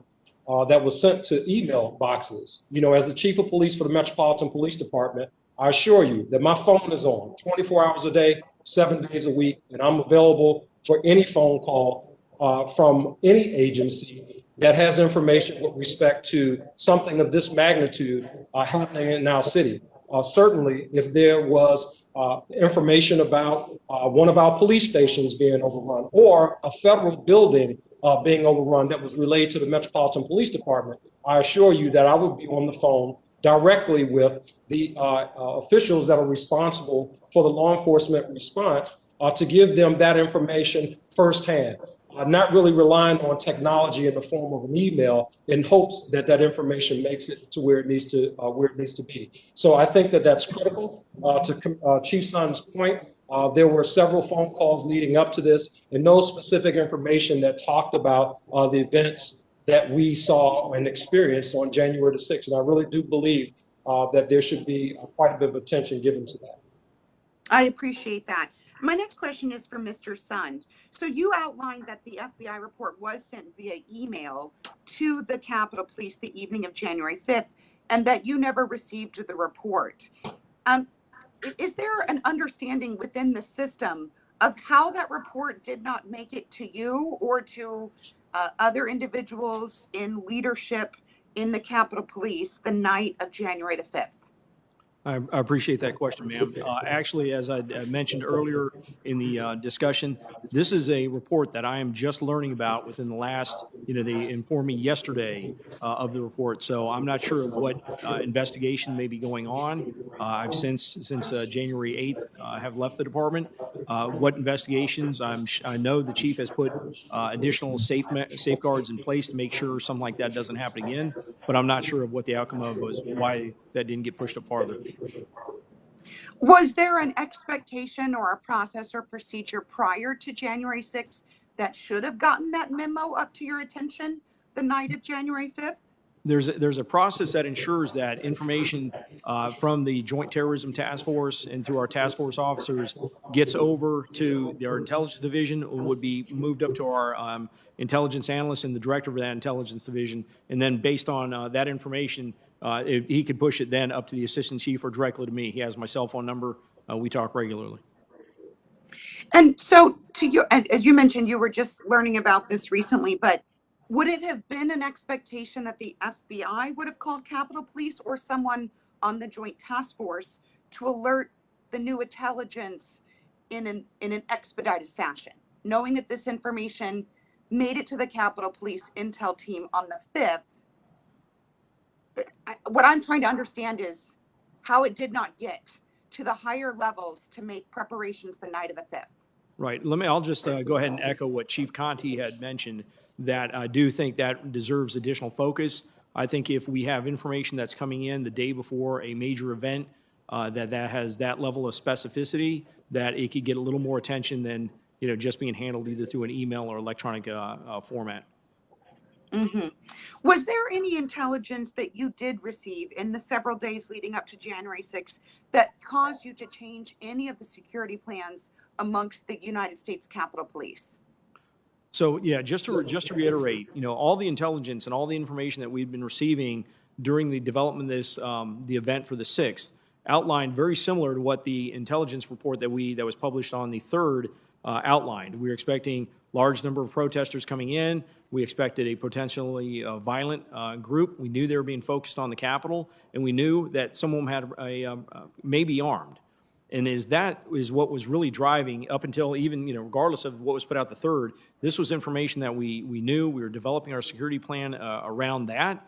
And that's when we looked at, based on our review of the November and December mega events, determined we were going to adjust our fence line and push our fence line out. And when we wanted to do that, that's when I requested the National Guard, knowing we're going to need support for the fence line. Thank you. Chief Conte, you stated that the intelligence that you had received on January 6th didn't differ from the previous MAGA marches, the 2 previous. Was there any conversation or consideration about the fact that the January 6th was scheduled on a very important day that Congress would be in session certifying the results of the election? And was that different in a consideration around security than the other 2 marches, which had been on weekends without Congress being in session? Absolutely, and that's reflected in the response posture for the Metropolitan Police Department. For the 2 prior demonstrations that happened, the MAGA 1 and 2 marches, the Metropolitan Police Department, we did not call up officers from surrounding jurisdictions to be stationed physically within the footprint of the District of Columbia. We did not do that before.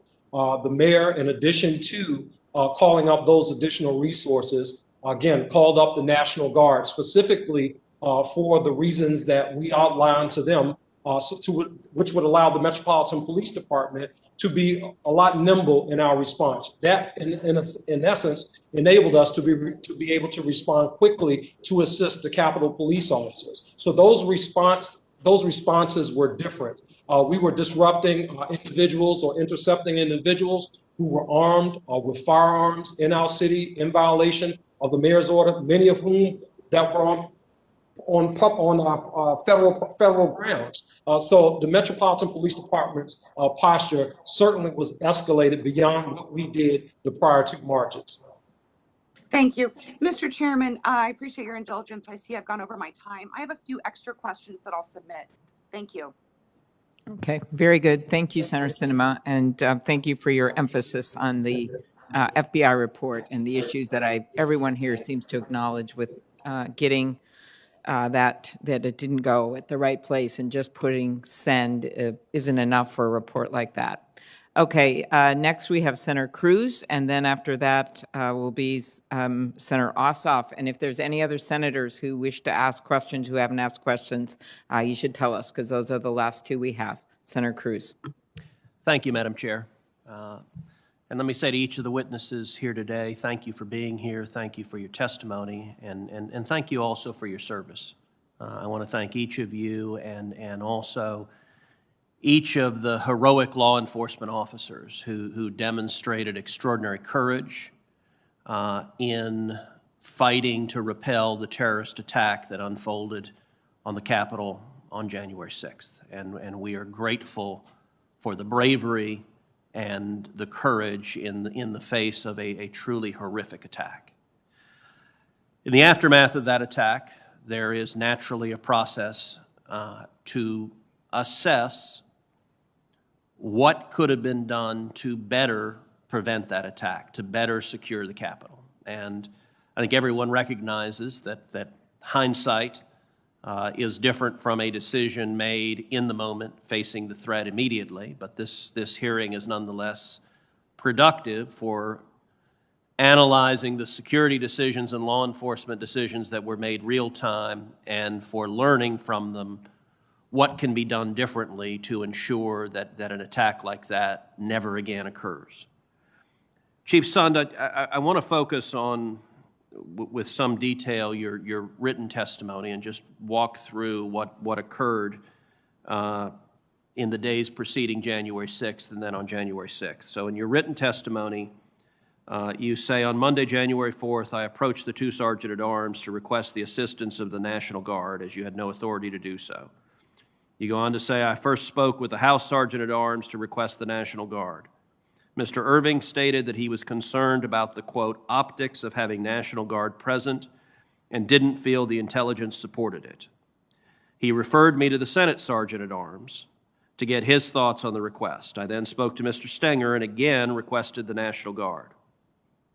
Instead of approving the use of the National Guard, however, Mr. Stenger suggested I ask then how quickly we could get support if needed, and to lean forward in case we had to request assistance on January 6th. Can you describe at a little more length those conversations with the two Sergeant-at-Arms on January 4th? Absolutely, sir. The first conversation occurred Monday morning. I went over, I'd have to refer to my notes, but sometime maybe around 11 o'clock in the morning, I met with Mr. Irving in his office. That's where I made the first request for the National Guard. He had indicated, I don't know if I really like the optics. I don't think the intelligence really supports it. He had, like we had said, recommended I talk to the Senate Sergeant-at-Arms. I went over and met with, later on the day, either, I'm trying to recall if it was in person or over the phone. I'd have to go back to my recollect my timeline, where I reached out to him, and they may have already talked, because he had referred me. He said, do you know somebody over at the D.C. National Guard? I said, yes, I do. I have a good friend over there, General William Walker. He said, can you give him a call and see if we needed assistance, how quickly could we get assistance, and what type of assistance could he give us? So that evening, as I was driving home at about 6:35 at night, I went ahead and called General Walker and spoke to him and said, hey, General Walker, I don't have authority to request National Guard, but I want to find out if we needed them on Wednesday. How quickly could you get them for us, and is there a way you can kind of be prepared just in case we put in the request? At that point, he had advised to me that he has 125 National Guardsmen who are supporting the COVID response in the District of Columbia. And if we needed a response, a quick response, he could, what he called, repurpose them and get them to the armory, at which point we could get somebody over to swear them in and try and get them to us as quick as possible. We ended our call. The next day, I met with I met with Mr. Stenger. He came over to the office for the 12 o'clock video call that I had hosted with the dozen of the law enforcement officials from the National Capital from D.C. We spoke about it briefly there. and told him what William Walker had told me, as well as I'd passed on to Mr. Irving. I think later on that afternoon, they both seemed satisfied with that response.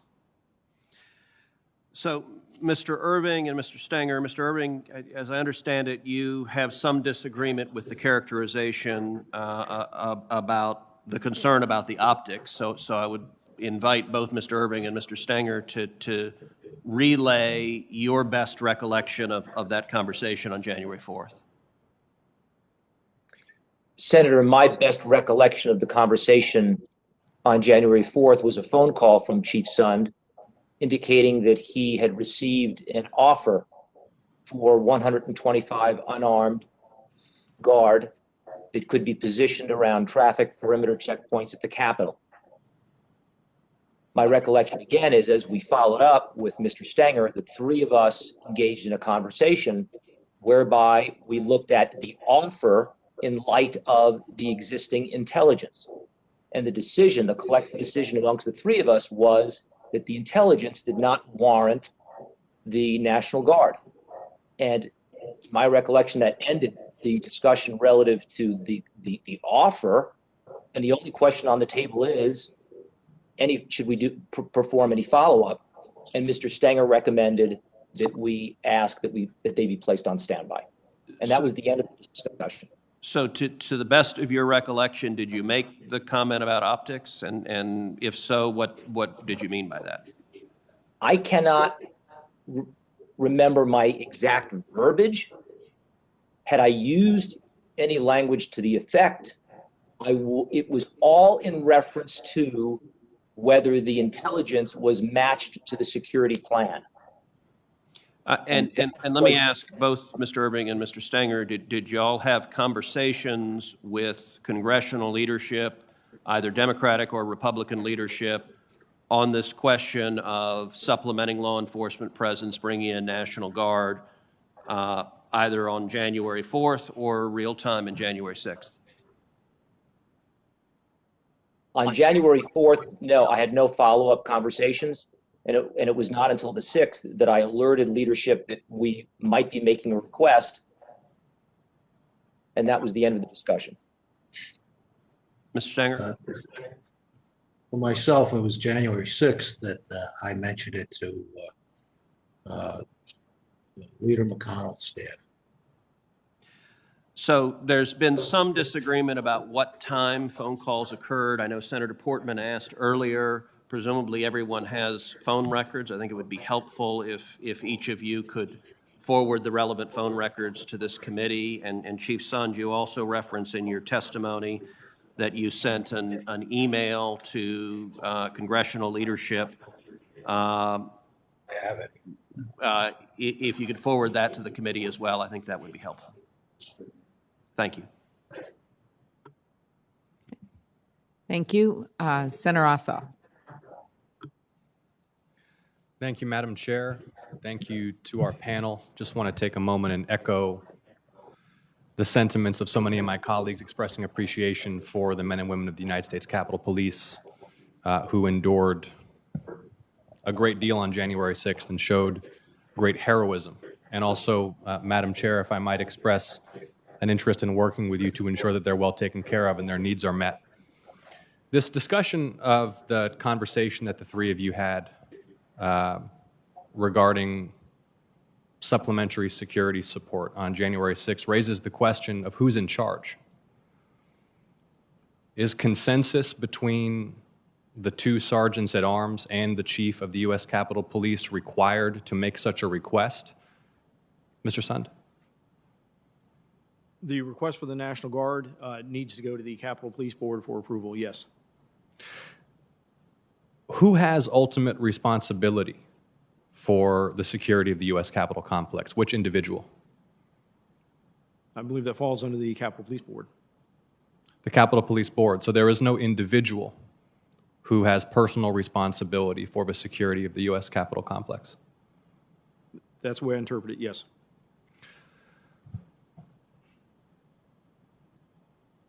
Had the U.S. Capitol Police conducted exercises simulating comparable events such as a violent riot on or within the U.S. Capitol complex?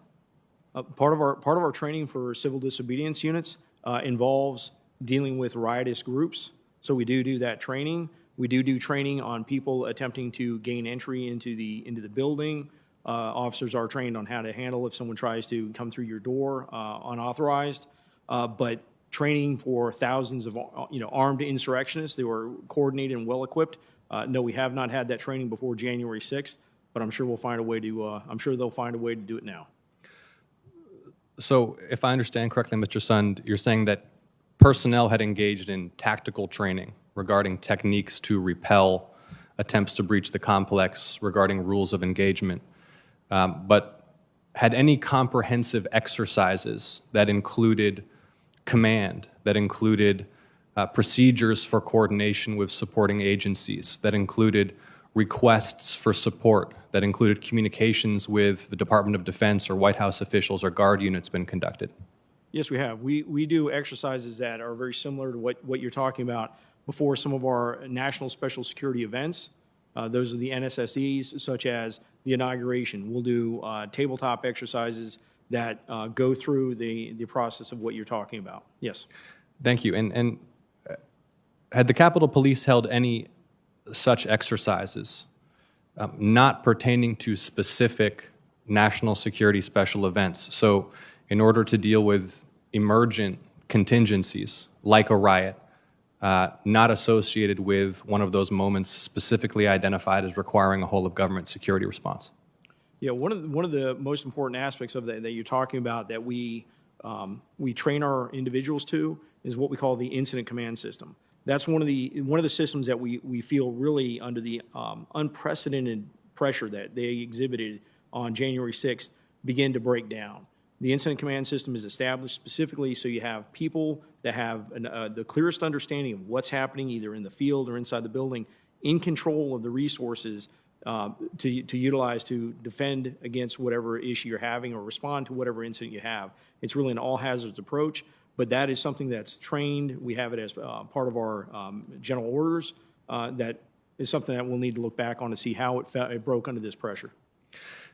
And I asked this question in part because of the account that's been shared regarding the coordination with the Guard unit, which was here for COVID-related mission. And if I recall correctly, you related that you had a conversation with the commanding officer and discussed mobilizing that unit if necessary, first via an intermediary stop at a Marine Corps facility to then come to the Capitol if necessary on January 6th. Were there not pre-existing channels of communication and procedures in the event you, not at a moment such as inauguration or a State of the Union, but on any given day needed a quick reaction force to provide security support? Well, I think that when you refer to it, I think it's the established process where if you're going to request them in advance or request them for an incident, I think what we need to look at is those emergency requests. But there is a process for going through the Secretary of the Army, placing an official request. Ultimately, we did that. We had to do a letterhead after the fact. We did the oral request first and set it up that way. But I think what I did by reaching out to General Walker was to get an idea, much like as I was requested to do, if we requested them on the 6th, what kind of resources could they give us and what type of time frame would we be looking at? But I agree, there's already existing process and channels for making the request for National Guard. Right, because you in fact anticipated there might be some need based upon intelligence that your department was seeing. But on any given day, if a foreign terrorist organization decided to mount an attack on this complex, do the procedures exist and are the channels in place such that a quick reaction force can be mustered swiftly, such that someone in your position knows exactly who to call and they can do so without consulting with the sergeants at arms? I think what you're saying is what we need to look at, because I'd still be required to consult with the Sergeant at Arms to make the request for National Guard. Okay. My time is running short, so I want to ask you this. What is the intelligence budget for the U.S. Capitol Police, and how many personnel do you have in the intelligence division, or did you have when you served as the chief? I'd have to go back and pull that specific information. We have a number of intel analysts. We have a number of people that work there, both sworn and civilian. But I want to give you a clear and accurate. Yeah, approximately how many personnel are in the intelligence division, I'd please? say approximately right around 30, 35 people. 30 or 35. And does the U.S. Capitol Police have the capacity to do any intelligence collection other than by making requests to executive branch agencies for raw intelligence or analysis? Again, when you talk about intelligence collection, we're a consumer of intelligence from the intelligence community. We do have the ability to go and look at like open source, see what people are talking about on open source, but going and collecting in-depth, specific intelligence is something that we're a consumer of from the intelligence community. Thank you. Appreciate your time. I yield back. Sir. Well, thank you very much. That was our last set of questions, and we're going to conclude this hearing. I wanted to say a few words at the end. First of all, I want to thank Chairman Peters and Senators, Ranking Members Blunt and Portman for conducting this hearing in such a professional way. We had a bipartisan agreement on how this hearing would be conducted, who our witnesses would be, and also the plan to have additional hearings, including one next week that we'll be announcing tomorrow with the Department of Defense, Department of Homeland Security, and the FBI, because clearly we have and our members have additional questions. I want to thank the witnesses, as I said, for voluntarily appearing before us. I want to thank Captain Mendoza for her moving words and bravery. In many ways, she represents all of the officers that were there that day. A few things that are very clear to me. The first is the statements at the beginning from all the witnesses. They may have disagreed on some details and, okay, but there is clear agreement that this was a planned insurrection. So, and I think most members here very firmly agree with that. And I think it's important for the public to know that. This was planned. We now know this was a planned insurrection. It involved white supremacists. It involved extremist groups. And it certainly could have been so much worse except for the bravery of the officers. Secondly, we learned about the intelligence breakdown. So many of the members of both committees asked about that, particularly the January 5th, the FBI report that had some very significant warnings from social media about people who were coming to Washington who wanted to wage war. The fact that did not get to key leaders in the Sergeant of Arms or the Capitol Police Chief is, of course, very disturbing, really on both ends. I mean, you can't just push send. As we all know, we get tons of emails and hope that it gets to the right person, especially when we're dealing with something so serious. The January 3rd intelligence report that came right out of the Capitol Police also contained, according to Washington Post reports and other information, some pretty foreboding details that I would have thought would have resulted in planning and more preparations. The delays in the approving a request for National Guard assistance, both from the Capitol Police Board and the Department of Defense. The fact that the Sergeant at Arms were focused on keeping the members safe in both chambers while the chief was trying to get some emergency approval. To me, you can point fingers, but you could also look at this as a process that is not prepared for a crisis. And I think out of that, there's some general agreement, just based on talking to a number of members, that there should be changes to the Capitol Police Board, the approval process, and the like. And it's clear that that action must be taken not only to protect our Capitol, but also to protect the brave officers charged with protecting the citadel of democracy. Better intelligence sharing, always an outcome when there's failures of intelligence. We know that, but I think we'll get more details in the coming week. Some security changes at the Capitol, requests that have been made for a while on those changes that I think we have to seriously consider. And no, it does not have to be barbed wire. And of course, this is a public building, and you want the school groups, and you want the veterans, and you want people to be able to visit here. But that doesn't mean that we don't make some smart security changes to this building. The use of the National Guard. We know after 9/11, the National Guard helped for quite a while. We also know that we have to have a plan going forward, as well as consider what happens when we need a greater number of National Guard in a crisis and how those approvals are made. Those are just some of my takeaways. I'm sure many others will have more, but I do want to make it clear that there are some items of agreement between most of us on this committee, and I don't think we should let the words of a few become the story here, because I think this has been a very constructive hearing, and I want to thank our witnesses for coming forward as they did.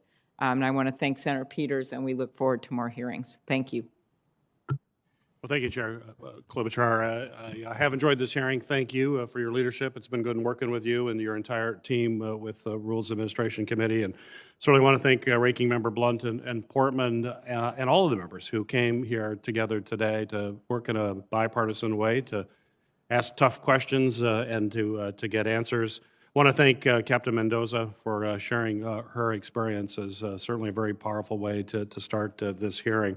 But I truly appreciate each of the witnesses that were here today who came here today willingly and knew you would be asked tough questions, and you were willing to do that, and certainly we appreciate you for that effort. And while this hearing certainly shed some new light and offered some new information on what happened to the lead up as well as to the response to the January 6th attack on our Capitol, it's also raised a number of additional questions that need to be asked. For the past 2 years, I've been working to draw attention to the rise of domestic terrorism, and specifically violence driven by white supremacists. We have only seen the threat of this violence grow, not just from white supremacists, but also from anti-government groups and people who have been swept up by conspiracy theories and just simple outright lies. The events of January 6th and the answers that we heard today only further highlight a grave national security threat that our current Homeland Security apparatus is clearly not fully equipped to address. Our national security agencies were overhauled and they were forged in the aftermath of the September 11th attacks.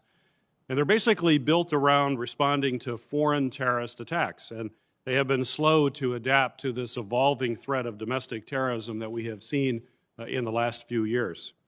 The Homeland Security Committee was created to oversee reforms to fix the intelligence failures that led to 9/11. And now I intend to ensure that this committee oversees efforts to fix the failures that led to the January 6th attack. There's no question our federal counterterrorism resources are not focused on effectively addressing the growing and deadly domestic terror threat. The January 6th attack marked a once-in-a-lifetime failure, and now we have the duty to ensure that the federal government is doing everything in its power to make sure another attack like this never happens again. We must align our counterterrorism resources and our intelligence gathering efforts to ensure we're focused on this dire threat. The FBI, the Department of Homeland Security, and the National Counterterrorism Center right now are 8 months late on a report to assess the threat posed by domestic terrorism. And we're going to continue to push them to complete this report as soon as possible so that we can take meaningful action. There's no question in my mind that there was a failure to take this threat more seriously, despite widespread social media content and public reporting that indicated violence was extremely likely. The federal government must start taking these online threats seriously to ensure they don't cross into the real-world violence. I also plan to keep the pressure up on social media companies to work harder to ensure that their platforms are not used as a tool to organize violence. So this investigation does not end here today, and I look forward to our next hearing where we will continue to seek answers to important questions that were raised today and others that need to be answered. Before we adjourn, however, I have to do a bit of quick housekeeping. It's my privilege to announce the members of the subcommittees of the Homeland Security and Government Affairs Committee for the 117th Congress. The following senators will serve on the Permanent Subcommittee on Investigations. John Ossoff will be chair, Ron Johnson, ranking member, Tom Carper, Maggie Hassan, Alex Padilla, Rand Paul, James Langford, and Rick Scott. The following senators will serve on the Emerging Threats and Spending Oversight Subcommittee: Maggie Hassan, Rand Paul. Maggie Hassan will be chair. Rand Paul will be ranking member. Kirsten Sinema, Jackie Rosen, John Ossoff, Mitt Romney, Rick Scott, Josh Hawley. And the following senators will serve on the Government Operations and Border Management Subcommittee. It will be chaired by Kirsten Sinema. James Langford will be ranking member. Tom Carper, Alex Padilla, John Ossoff, Ron Johnson, Mitt Romney, and Josh Hawley. So congratulations to our new chairs, our ranking members, and to all members of our committee. I look forward to working with all of you in the months and years ahead. Officially, the record for this hearing will remain open for until 5 p.m. on March 9th, 2021, for the submission of statements and questions for the record. With that, this hearing is officially adjourned.